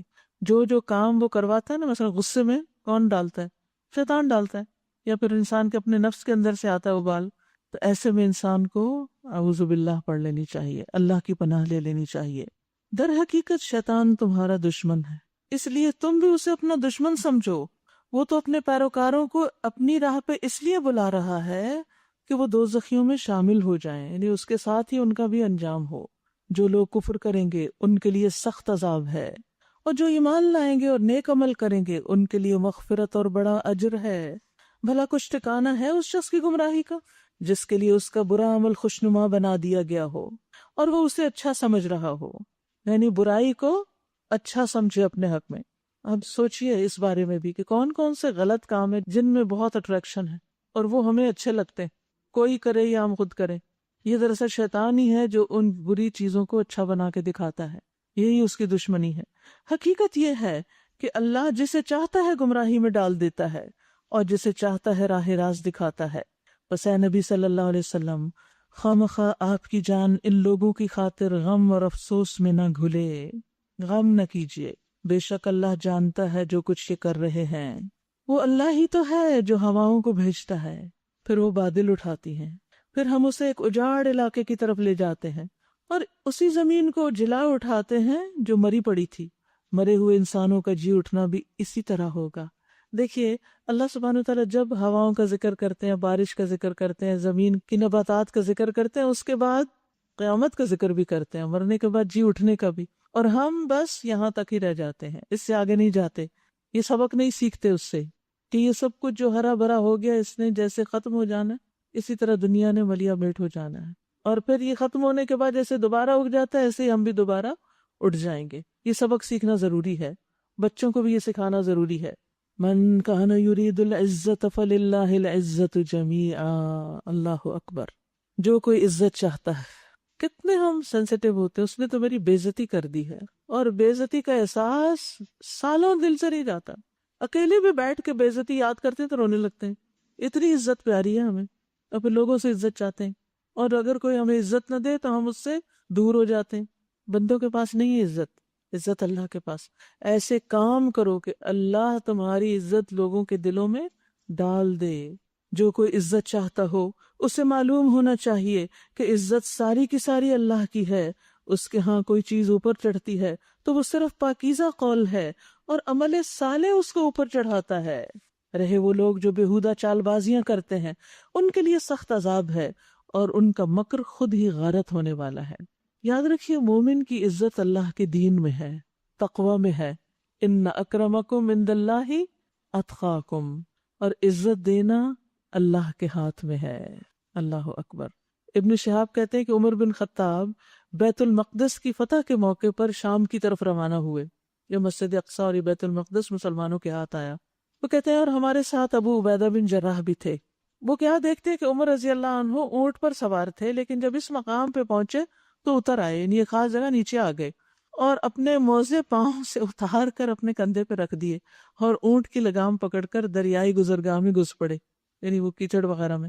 ابو عبیدہ نے کہا امیر المومنین آپ یہ کیا کر رہے ہیں؟ میں نہیں چاہتا کہ شہر والے لوگ آپ کو اس حال میں دیکھیں، آپ ان کے امیر ہیں، آپ کے ہاتھوں اللہ نے یہ سب فتح کرایا۔ عمر نے کہا تف ابو عبیدہ، اگر یہ بات کہنے والا تمہارے علاوہ کوئی اور ہوتا تو میں اس کو ایسی سزا دیتا کہ وہ محمد صلی اللہ علیہ وسلم کی امت کے لیے باعث عبرت بن جاتا۔ یاد رکھو ہم لوگ ذلیل تھے، اللہ نے ہمیں اسلام کی وجہ سے عزت دی ہے، اللہ نے جن باتوں کی بنا پر ہمیں عزت دی ہے، اگر ہم نے عزت حاصل کرنے کے لیے کوئی اور طریقہ اختیار کیا تو اللہ ہمیں ذلیل کر دے گا۔ تو مومن کی عزت اس کے دین میں ہے، اس کے تقوی میں ہے۔ ہاں دیکھیے کہ بعض اوقات کوئی شخص آپ کے اوپر ناروا زیادتی بھی کر رہا ہوتا ہے نا، بے وجہ ہی آپ کو کوئی ڈانٹ ڈپٹ کر رہا ہے، کوئی بھی آپ نے اس کو کچھ نہیں کہا، وہ خواہ پہ چڑھائی کر رہا ہے۔ اب دو طریقے ہوتے ہیں، ایک تھے کہ جواباً آپ بھی توپیں کھول دیں، دہانے کھول دیں، ان کے مقابلہ کریں، اور ہو سکتا ہے غصے میں آ کے آپ اس سے بھی آگے بڑھ جائیں، اور جب تک بڑھے نا چین بھی تو نہیں آتا۔ اور ایک یہ ہے کہ آپ باوقار خاموشی اختیار کریں، اذا خاطبہم الجاہلون، کیونکہ وہ جو سامنے والا شخص ہے اس وقت جاہل ہے، چاہے وہ کتنا ہی پڑھا لکھا ہے، اس وقت اس کا بھی دماغ خراب ہوا ہے، قالوا السلامہ، تو وہ سلامتی کی بات کرتے۔ اب آپ دیکھیے تیسرا شخص جو دیکھ رہا ہے وہ کس کی عزت کرے گا، یہ بتائیے، جو احسن طریقے سے اس بات کا جواب دے رہا ہے۔ لیکن شیطان ہمیں اس وقت یہ بلوا دیتا ہے اور کہتا ہے دیکھو اس نے تمہارے ساتھ کیا کیا، بند کرو اس کا منہ، حالانکہ پھر بعض اوقات انسان مظلوم سے ظالم کی صف میں شمار ہو جاتا ہے۔ پھر اسی طرح آپ دیکھیے کہ بعض اوقات لوگ عزت حاصل کرنے کے لیے ایسے کام کرتے ہیں، مثلا نیکی کے کام کر کے بھی نا اس سے بھی شہرت چاہتے ہیں کہ ان کی خوب شہرت ہو، اس کے اشتہار لگاتے رہتے ہیں۔ رسول اللہ صلی اللہ علیہ وسلم نے فرمایا جو شخص اپنے عمل کے ذریعے لوگوں میں شہرت حاصل کرنا چاہتا ہے کہ میری مشہوری ہو جائے کہ میں کتنا نیک ہوں، تو اللہ اس کی شہرت قیامت کے دن اپنی ساری مخلوق کو سنوائے گا اور پھر اسے ذلیل و حقیر کرے گا۔ یہ ہے وہ بندہ یہ جو ظاہری نیکیوں سے دراصل اپنے آپ کو اونچا کرنا چاہتا تھا۔ ایک بات اگر ہمیں سمجھ آ جائے نا کہ اگر ہم اللہ کے ساتھ سچے ہیں نا، خالص ہیں اور ہر کام اللہ کے لیے کر رہے ہیں تو اللہ کی محبت حاصل ہوگی۔ جب اللہ کی محبت حاصل ہوگی وہ محبت سب کے اندر آ جائے گی۔ اللہ کے لیے کام کرنا، اللہ کو عزت دینا ہے نا، اللہ کو مقام دینا ہے، اللہ تجھے ہم سب سے بڑا سمجھتے ہیں، تو کیسے ہو سکتا ہے کہ پھر اس پر وہ ہمیں ذلیل کر دے؟ نہیں ہو سکتا۔ لیکن جب ہم اللہ کو بھول کر بندوں کی خاطر کام کرنے لگتے ہیں کہ ان کی نظر میں ہم بڑے بن جائیں، تو یہ پھر اللہ کی قدر میں کمی ہے نا۔ اللہ زیادہ حقدار تھا کہ ہم کوئی بھی نیک کام، نماز، روزہ، صدقہ، خیرات اللہ ہی کی خاطر کریں، کہ اس کا ذکر نہ کرے بندے اور اللہ کا معاملہ، اور اس کے بدلے میں عرش کا سایہ نصیب ہوگا قیامت کے دن۔ اور اگر کبھی کسی وقت دکھا کے بھی دینا پڑتا ہے نا، کبھی ایسا بھی ہوتا ہے موقع کہ آپ نہیں چھپا سکتے اور دکھانا بھی چاہیے اس میں، تو شہرت کے لیے نہ ہو، وہ صرف اس لیے ہو کہ دوسرے بھی موٹیویٹ ہوں، دوسروں کو بھی یاد آ جائے کہ انہوں نے بھی صدقہ دینا ہے۔ کیونکہ بعض اوقات ایک شخص نکال کے کچھ ڈالنے لگتا ہے نا، تو جو دیکھ رہا ہوتا ہے اس کو کیا ہوتا ہے، کہتا اللہ یہ کر رہا ہے میں نہ کروں، میں بھی کرتا ہوں۔ تو اب اس کو تو پتہ ہی نہیں، یہ تو اپنے دھیان سے کر رہا ہے، وہ اس کو دیکھ رہا ہے، وہ بھی نکالنا شروع ہو جاتا ہے۔ اب اس پہلے شخص کو اس کے صدقے کا بھی ثواب، اور جس نے دیکھ کر کیا اس کا بھی ثواب۔ اسی طرح نماز ہے، اسی طرح روزے۔ اگر آپ کو پتہ چلے آپ کی کوئی ساتھی ہر مہینے کے روزے رکھتی ہیں 3، پتہ چل گیا اس کی نیت نہیں تھی کوئی اپنی نیکی اور پاک دامنی ظاہر کرنے کی، لیکن بس کسی وجہ سے پتہ چل گیا، تو آپ کے دل میں کیا آئے گا؟ اللہ میں بھی رکھوں۔ آپ نیت کر لیں گے، رکھ پائے کہ نہ رکھ پائے اس کا بھی اجر ہے۔ اب یہ اجر آپ کو بھی ملے گا اور اس کو بھی ملے گا جو ذریعہ بنا۔ تو اس لیے بعض نیک اعمال کو ظاہر کرنا بھی ضرورت ہے تاکہ نیکی پھیلے، لیکن وہ اس لیے نہیں کہ ہم مشہور ہوں، وہ اس لیے کہ نیکی مشہور ہو۔ اس میں بڑا فرق ہے، یعنی نیکی عام ہو، نیکی کی فضا ہو، نیک کام زیادہ سے زیادہ لوگ کریں تاکہ نیکی کرنے والے اور بھی آگے بڑھیں. ٹھیک ہے نا؟ نہ کہ اس وقت یہ ہو کہ میں نے کیا اور میں نے کیا. یہ نہیں ہونا چاہیے. اللہ نے تم کو مٹی سے پیدا کیا، پھر نطفے سے، پھر تمہارے جوڑے بنا دیے، یعنی مرد اور عورت. کوئی عورت حاملہ نہیں ہوتی اور نہ بچہ پیدا کرتی ہے، مگر یہ سب کچھ اللہ کے علم میں ہوتا ہے. کوئی عمر پانے والا عمر نہیں پاتا اور نہ کسی کی عمر میں کچھ کمی ہوتی ہے، مگر یہ سب کچھ ایک کتاب میں لکھا ہوتا ہے. اللہ اکبر. سب تقدیر میں لکھا ہوا ہے کتنا جینا ہے. اللہ کے لیے بہت آسان کام ہے. اور پانی کے دونوں ذخیرے یکساں نہیں، ایک میٹھا اور پیاس بجھانے والا، پینے میں خوشگوار، دوسرا سخت کھاری کے حلق چھیل دے. دونوں طرح کے لوگ ہوتے ہیں، مگر دونوں سے تم تر و تازہ گوشت حاصل کرتے ہو. دونوں سے ہی فائدہ ہوتا ہے، میٹھے شخص سے بھی کڑوے سے بھی. پہننے کے لیے زینت کا سامان نکالتے ہو، اور اسی پانی میں تم دیکھتے ہو کہ کشتیاں اس کا سینہ چیرتی چلی جا رہی ہیں، تاکہ تم اللہ کا فضل تلاش کرو اور اس کے شکر گزار بنو. وہ دن کے اندر رات کو، رات کے اندر دن کو پروتا ہوا لے آتا ہے. چاند اور سورج کو اسی نے مسخر کر رکھا ہے. یہ سب کچھ ایک وقت مقرر تک چلے جا رہے ہیں. وہی اللہ جس کے یہ سارے کام ہیں تمہارا رب ہے. بادشاہی اسی کی ہے. اسے چھوڑ کر جن دوسروں کو تم پکارتے ہو وہ ایک پرے کاہ کے مالک بھی نہیں. انہیں پکارو تو وہ تمہاری دعائیں سن نہیں سکتے، اور سن لیں تو تمہیں ان کا کوئی جواب نہیں دے سکتے. اور قیامت کے دن وہ تمہارے شرک کا انکار کر دیں گے. حقیقت حال کی ایسی صحیح خبر تمہیں خبردار کے سوا کوئی نہیں دے سکتا. یعنی اللہ نے وحی کے ذریعے محمد صلی اللہ علیہ وسلم کو بتایا کہ اس معاملے کی حقیقت یہ ہے. یا ایھا الناس انتم الفقراء الی اللہ. لوگو تم ہی اللہ کے محتاج ہو، تم ہی اللہ کے محتاج ہو، اور ہمیں اپنی محتاجی کا اقرار کرتے رہنا چاہیے. یاد ہے وہ ہم نے سورۃ القصص میں دعا پڑھی تھی، رب انی لما انزلت الی من خیر فقیر. لیکن ہوتا یہ کہ ہم یہ دعائیں بھول جاتے ہیں. یہ چھوٹے چھوٹے سٹیکرز میں یہ ساری قرآنی دعائیں موجود ہیں اور بہت ہینڈی ہیں. آپ کسی کو اپنی کتاب میں لگا لیں، کسی کو اپنے کسی جگہ وہ جہاں جہاں آپ دیکھیں گے دیکھ کے آپ پڑھتے چلے جائیں گے. اسی طرح کل جو دعا ہم نے پڑھی تھی، اللہم لا سہل الا ما جعلتہ سہلا، مشکل کے وقت، تکلیف کے وقت، کاموں میں آسانی کے لیے. تو اس طرح انسان اللہ سے دور نہیں ہوتا جب ریمائنڈر آپ کے آس پاس موجود ہوتے ہیں. لوگو تم ہی اللہ کے محتاج ہو، اور اللہ تو غنی اور حمید ہے. وہ چاہے تو تمہیں ہٹا کر کوئی نئی مخلوق تمہاری جگہ لے آئے. تو کیا دعا کرنی؟ اللہم استخدمنی ولا تستبدلنی. اللہ مجھ سے ہی تو دین کی خدمت لیتا رہے، مجھ سے ہی یہ کام لے بندوں کی خدمت کا، اور مجھے تبدیل نہ کرنا. ایسا کرنا اللہ کے لیے کچھ بھی دشوار نہیں. لیکن نعمتیں کیوں تبدیل ہوتی ہیں؟ جب ناشکری ہوتی ہے. کوئی بوجھ اٹھانے والا کسی دوسرے کا بوجھ نہ اٹھائے گا، اور اگر کوئی لدا ہوا نفس اپنا بوجھ اٹھانے کے لیے پکارے گا، بھی ادھر آؤ میری مدد کرو، تو اس کے بوجھ کا ایک ادنا حصہ بھی بٹانے کے لیے کوئی نہ آئے گا. وَلَوْ كَانَ ذَا قُرْبَىٰ، خواہ قریب ترین رشتہ دار ہو. یعنی قیامت کے دن بیٹا بھی ماں باپ کا بوجھ اٹھانے سے انکار کر دے گا. ابن عباس کہتے ہیں باپ اور ماں اپنے بیٹے کو ملیں گے، وہ کہیں گے بیٹے میرے کچھ گناہ اپنے سر لے لو. وہ کہے گا میں یہ نہیں کر سکتا، میرے اوپر میرے گناہ ہی کافی ہیں. کوئی نہیں اٹھائے گا اور کوئی کسی کے لیے کچھ کر بھی نہیں سکے گا. کتنا صاف یہاں بتا دیا گیا. بلکہ انسان اپنے گناہ اٹھائے ہوئے ہوگا. نبی صلی اللہ علیہ وسلم نے فرمایا تم میں سے کوئی شخص قیامت کے دن بکری اپنی گردن پہ سوار نہ کر کے لائے کہ وہ ممی آ رہی ہو، اور مجھے کہے کہ میری سفارش کرو، تو میں کہوں گا میں تیرے لیے کسی بات کا اختیار نہیں رکھتا، میں نے اللہ کا حکم پہنچا دیا تھا. اور اسی طرح اونٹ کی بات کی اور باقی چیزوں کی. یعنی خیانت نہ کرنا، ورنہ قیامت کے دن رسوائی کا باعث ہوگا. اے نبی صلی اللہ علیہ وسلم، آپ صرف انہی لوگوں کو متنبع کر سکتے ہیں جو بن دیکھے اپنے رب سے ڈریں، غائبانہ طور پر.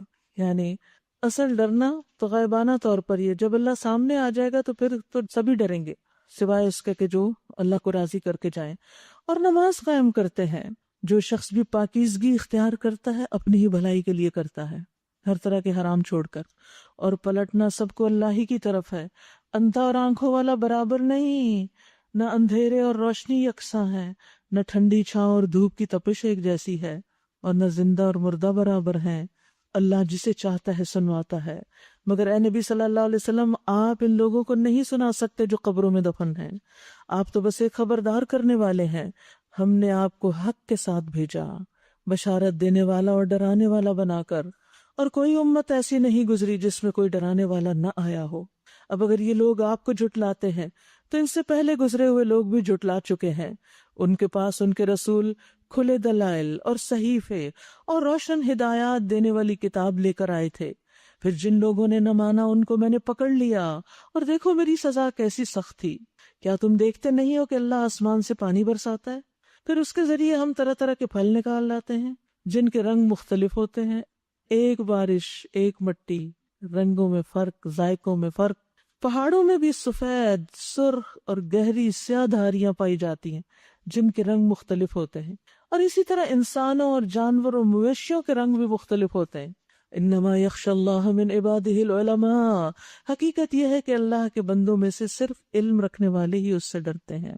لیکن خالی دنیا کا علم فائدہ نہیں دیتا جب تک کہ اللہ کی معرفت نہ ہو، اندر ایمان نہ ہو۔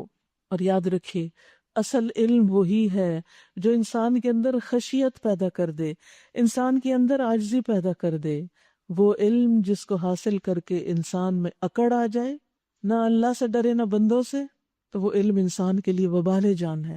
آج آپ دیکھیے کہ بعض اوقات علم والوں کے اندر اتنی نخوت پائی جاتی ہے، اتنا غرور پایا جاتا ہے کہ جس کے پاس وہ علم یا وہ ڈگری یا وہ خاص چیز نہ ہو، اس کو وہ انسان ہی نہیں سمجھتے۔ حالانکہ آپ کو نہیں پتا کہ سامنے والا جس کو آپ حقیر سمجھ رہے ہیں، وہ اپنے کسی تقوی، اپنے کسی خاص چھپے ہوئے عمل کی بنا پر اللہ کی نگاہ میں آپ سے زیادہ معزز ہو۔ تو علم کا غرور اور تکبر بھی بہت نقصان دہ چیز ہوتی ہے کہ جس اکڑ کی وجہ سے انسان کوئی خیر کی بات سننے سے محروم ہو جاتا ہے۔ مسروق کہتے ہیں کہ آدمی کے عالم ہونے کے لیے اتنا ہی کافی ہے کہ وہ اللہ سے ڈرتا ہو، اور جاہل ہونے کے لیے اتنا ہی کافی ہے کہ وہ اپنے عمل پر خود پسندی اور غرور کرے۔ جاہل ہے ایسا شخص۔ مالک بن انس کہتے ہیں جو علم کا طالب ہو اس پہ لازم ہے کہ وہ وقار، سکینت اور خشیت اپنائے۔ طالب علم کی کوالٹیز کیا ہیں؟ وقار، سکینت، خشیت، یعنی اس کے اندر ایک احترام ہو، اپنا بھی دوسروں کا بھی، سکون ہو، کام ہو، اور خشیت، اللہ کا ڈر ہو، کیونکہ یہ علم کا نتیجہ ہے۔ انما یخشی اللہ من عبادہ العلماء ان اللہ عزیز غفور، بے شک اللہ زبردست اور درگزر فرمانے والا ہے۔ ان الذین یتلون کتاب اللہ واقاموا الصلاة وانفقوا مما رزقناہم سرا وعلانیۃ یرجون تجارۃ لن تبور، جو لوگ اللہ کی کتاب کی تلاوت کرتے ہیں، یعنی قرآن کا پڑھنا آج کل خاص طور پر رمضان میں اور بھی زیادہ، یہ انسان کے لیے سفارش کا باعث ہوگا۔ انسان کو عزت کا تاج اور لباس پہنایا جائے گا قیامت کے دن، اور قرآن انسان کے غموں کو دور کرنے کا ذریعہ ہے۔ تو جب دل میں ہم اور غم ہو، قرآن کی تلاوت کثرت سے کرنا شروع کر دیں، غم دور ہو جائیں گے، دنیا کے بھی اور آخرت میں بھی۔ اور نماز قائم کرتے ہیں، اور جو کچھ ہم نے انہیں رزق دیا اس میں سے کھلے اور چھپے خرچ کرتے ہیں، یقیناً وہ ایک ایسی تجارت کے متوقع ہیں جس میں ہرگز خسارہ نہ ہوگا۔ اس تجارت میں انہوں نے سب کچھ اس لیے کھپایا تاکہ اللہ ان کے اجر پورے کے پورے ان کو دے اور مزید اپنے فضل سے نوازے۔ بے شک اللہ بخشنے والا اور قدردان ہے۔ جو کتاب ہم نے تمہاری طرف وحی کے ذریعے بھیجی ہے وہی حق ہے، تصدیق کرتی ہوئی آئی ہے ان کتابوں کی جو اس سے پہلے آئی تھیں۔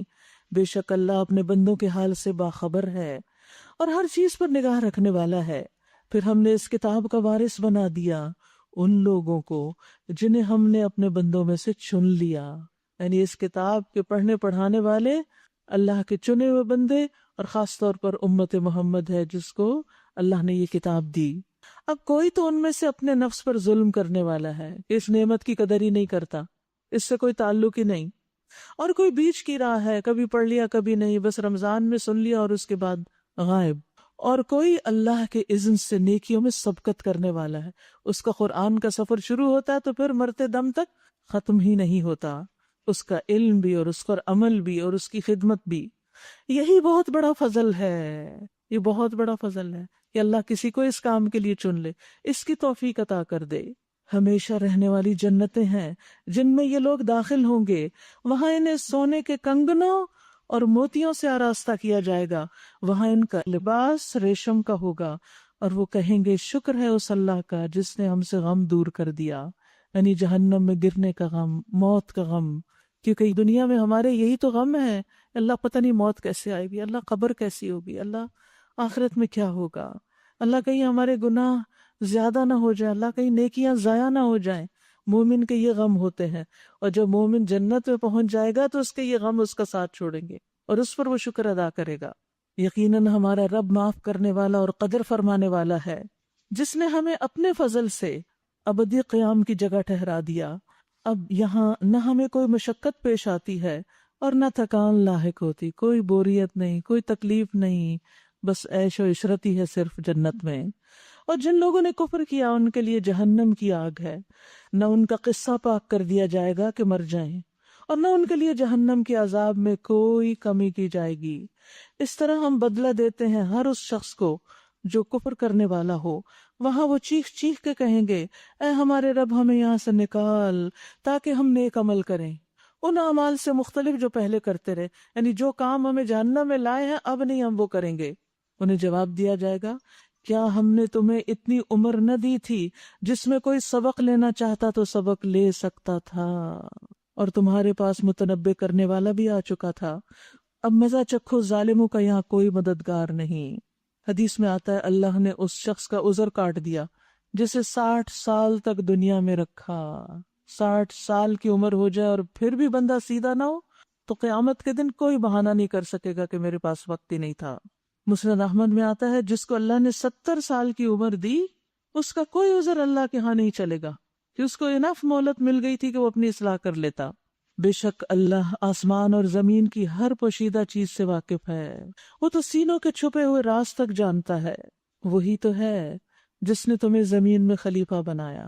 اب جو کوئی کفر کرتا ہے اس کے کفر کا وبال اسی پر ہے، اور کافروں کو ان کا کفر اس کے سوا کوئی ترقی نہیں دیتا کہ ان کے رب کا غضب ان پر زیادہ سے زیادہ بھڑکتا جاتا ہے۔ کافروں کے لیے خسارے میں اضافے کے سوا کوئی ترقی نہیں۔ اے نبی صلی اللہ علیہ وسلم ان سے کہیے، کبھی تم نے دیکھا بھی اپنے ان شریکوں کو جنہیں تم اللہ کو چھوڑ کر پکارا کرتے ہو؟ مجھے بتاؤ انہوں نے زمین میں کیا پیدا کیا یا آسمانوں میں ان کی کیا شراکت ہے؟ اگر یہ نہیں بتا سکتے تو ان سے پوچھو، کیا ہم نے انہیں کوئی تحریر لکھ کر دی ہے جس کی بنا پر یہ اپنے اس شرک کے لیے کوئی صاف سند رکھتے ہو؟ نہیں، بلکہ یہ ظالم ایک دوسرے کو محض فریب کے جھانسے دیے جا رہے ہیں۔ حقیقت یہ ہے کہ اللہ ہی ہے جو آسمانوں اور زمین کو ٹل جانے سے روکے ہوئے ہے، تھام لیا اس نے، اور اگر وہ ٹل جائیں تو اللہ کے بعد کوئی دوسرا انہیں تھامنے والا نہیں۔ بے شک اللہ بڑا حلیم اور درگزر فرمانے والا ہے۔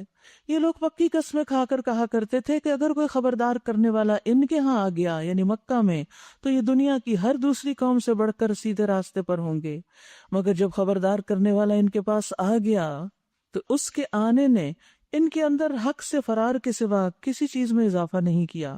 یہ زمین میں اور زیادہ تکبر کرنے لگے اور بری بری چالیں چلنے لگے، حالانکہ بری چالیں اپنے چلنے والوں کو ہی لے بیٹھتی ہیں۔ یاد رکھیے، سب سے بڑا فساد ایک دوسرے کے خلاف چالیں چلنا ہے۔ جب انسان ایک دوسرے کے خلاف چالیں چلے اور ایک دوسرے کو امن نہ دے تو وہ ایک دوسرے کے لیے اجنبی ہو جاتے ہیں، ان کے درمیان محبتیں نہیں رہتی، اور پھر وہ ایک دوسرے کو نقصان پہنچانے کے پیچھے ہی لگے رہتے ہیں، ایک دوسرے کی ٹانگ کھینچتے رہتے ہیں، لیگ پولنگ جسے کہتے ہیں، تاکہ ایک کی چال دوسرے کے خلاف کامیاب ہو جائے، اور اسی سے فساد ہوتا ہے، اور اللہ فساد کو پسند نہیں کرتا۔ یاد رکھیے کہ یہاں اللہ تعالیٰ نے واضح کر دیا کہ جو بری چال چلے گا خود اس میں پھنسے گا، یعنی کسی کا کیا نقصان کرے گا؟ اپنا ہی کرے گا۔ انما بغیکم علی انفسکم، تمہاری سرکشی تمہاری اپنی ہی جانوں پر ہے، اور جو عہد توڑتا ہے در حقیقت اپنی جان پر ہی وہ برا کرتا ہے، اپنے ساتھ ہی توڑتا ہے۔ رسول اللہ صلی اللہ علیہ وسلم نے فرمایا، مکر اور دھوکہ آگ میں ہے، مت دھوکہ دو دوسروں کو، مت چالے چلو کسی کے خلاف۔ فرمایا دھوکہ دینے والے کے لیے قیامت کے دن ایک جھنڈا ہوگا جس کے ذریعے وہ پہچانا جائے گا، یہ چال باز شخص۔ اب کیا یہ لوگ اس کا انتظار کر رہے ہیں کہ پچھلی قوموں کے ساتھ اللہ کا جو طریقہ رہا ہے وہی ان کے ساتھ بھی برتا جائے؟ یہی بات ہے تو تم اللہ کے طریقے میں ہرگز کوئی تبدیلی نہ پاؤ گے، اور تم کبھی نہ دیکھو گے کہ اللہ کی سنت کو اس کے مقرر راستے سے کوئی طاقت پھیر سکتی ہو۔ کیا یہ لوگ زمین میں کبھی چلے پھرے نہیں کہ ان کو ان لوگوں کا انجام نظر آتا جو ان سے پہلے گزر چکے ہیں اور ان سے بہت زیادہ طاقت والے تھے؟ اللہ کو کوئی چیز زمین میں عاجز نہیں کر سکتی، نہ آسمانوں میں اور نہ زمین میں، وہ سب کچھ جانتا ہے اور ہر چیز پر قدرت رکھتا ہے۔ اگر کہیں وہ لوگوں کو ان کے کیے کرتوتوں پر پکڑتا تو زمین پر کسی جاندار کو جیتا نہ چھوڑتا، مگر وہ انہیں ایک مقرر وقت تک کے لیے مہلت دے رہا ہے، پھر جب ان کا وقت آ پورا ہوگا تو اللہ اپنے بندوں کو دیکھ لے گا۔ سورۃ یاسین۔ بسم اللہ الرحمن الرحیم۔ یاسین والقرآن الحکیم۔ یاسین، قسم ہے قرآن حکیم کی، انک لمن المرسلین، آپ یقیناً رسولوں میں سے ہیں، سیدھے راستے پر۔ اللہ تعالیٰ اس قرآن کو گواہ بنا کے کہہ رہا ہے کہ محمد رسول اللہ کا راستہ سب سے سیدھا راستہ ہے، اور یہ قرآن غالب الرحیم ہستی کا نازل کردہ ہے تاکہ تم خبردار کرو ایک ایسی قوم کو جس کے باپ دادا خبردار نہ کیے گئے تھے، اس وجہ سے وہ غفلت میں پڑے ہوئے ہیں۔ ان میں سے اکثر لوگ فیصلے عذاب کے مستحق ہو چکے ہیں، اسی لیے وہ ایمان نہیں لاتے۔ ہم نے ان کی گردنوں میں طوق ڈال دیے ہیں جن سے وہ ٹھوڑیوں تک جکڑے گئے ہیں، اس لیے وہ سر اٹھائے کھڑے، یعنی جھکا کے نہیں دیتے۔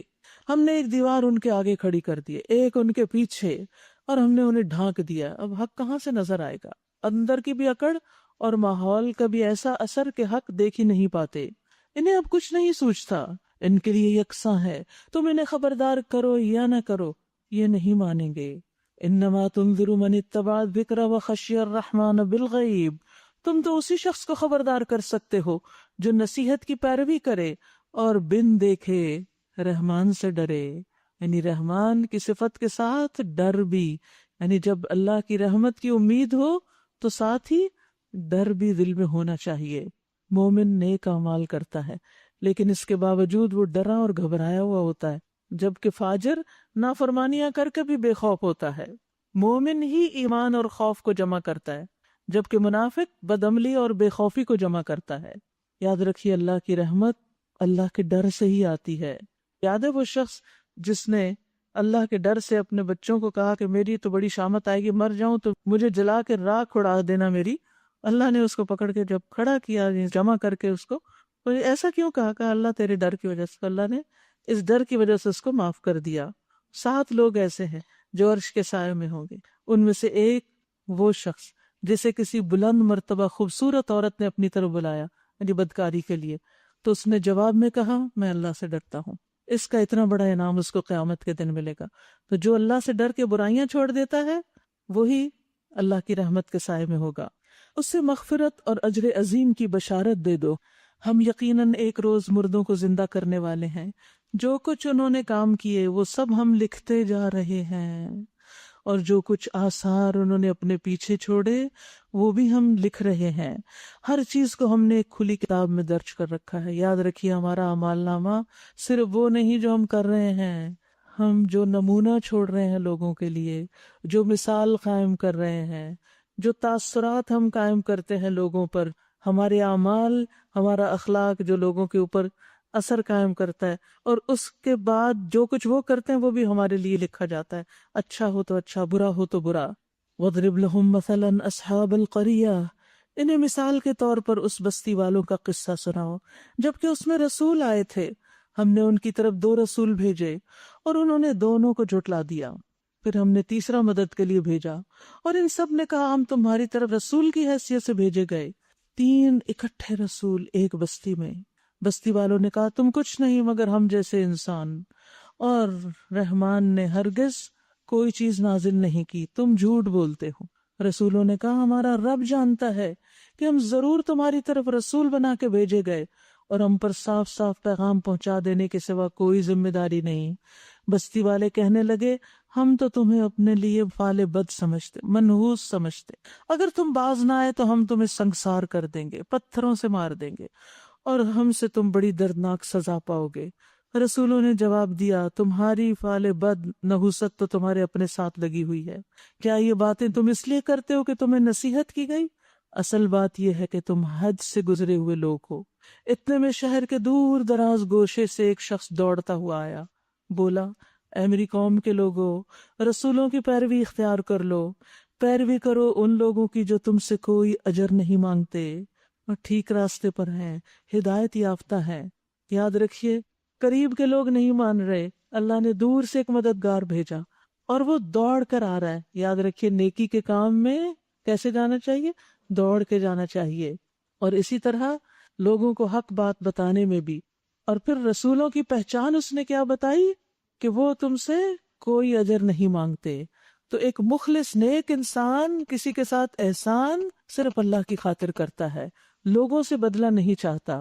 یعنی پیغمبر تم سے ایمان لانے پر کوئی بدلہ نہیں چاہتے، کیونکہ ان کا سب سے بڑا احسان تم پر ہدایت دینا ہے، اور تمہارا ان پر کیا احسان ہے؟ ان کی بات مان لینا، اس ہدایت کو قبول کر لینا۔ جزاکم اللہ خیرا۔ سبحانک اللہم و بحمدک، اشہد ان لا الہ الا انت، استغفرک و اتوب الیک۔ السلام علیکم و رحمۃ اللہ وبرکاتہ۔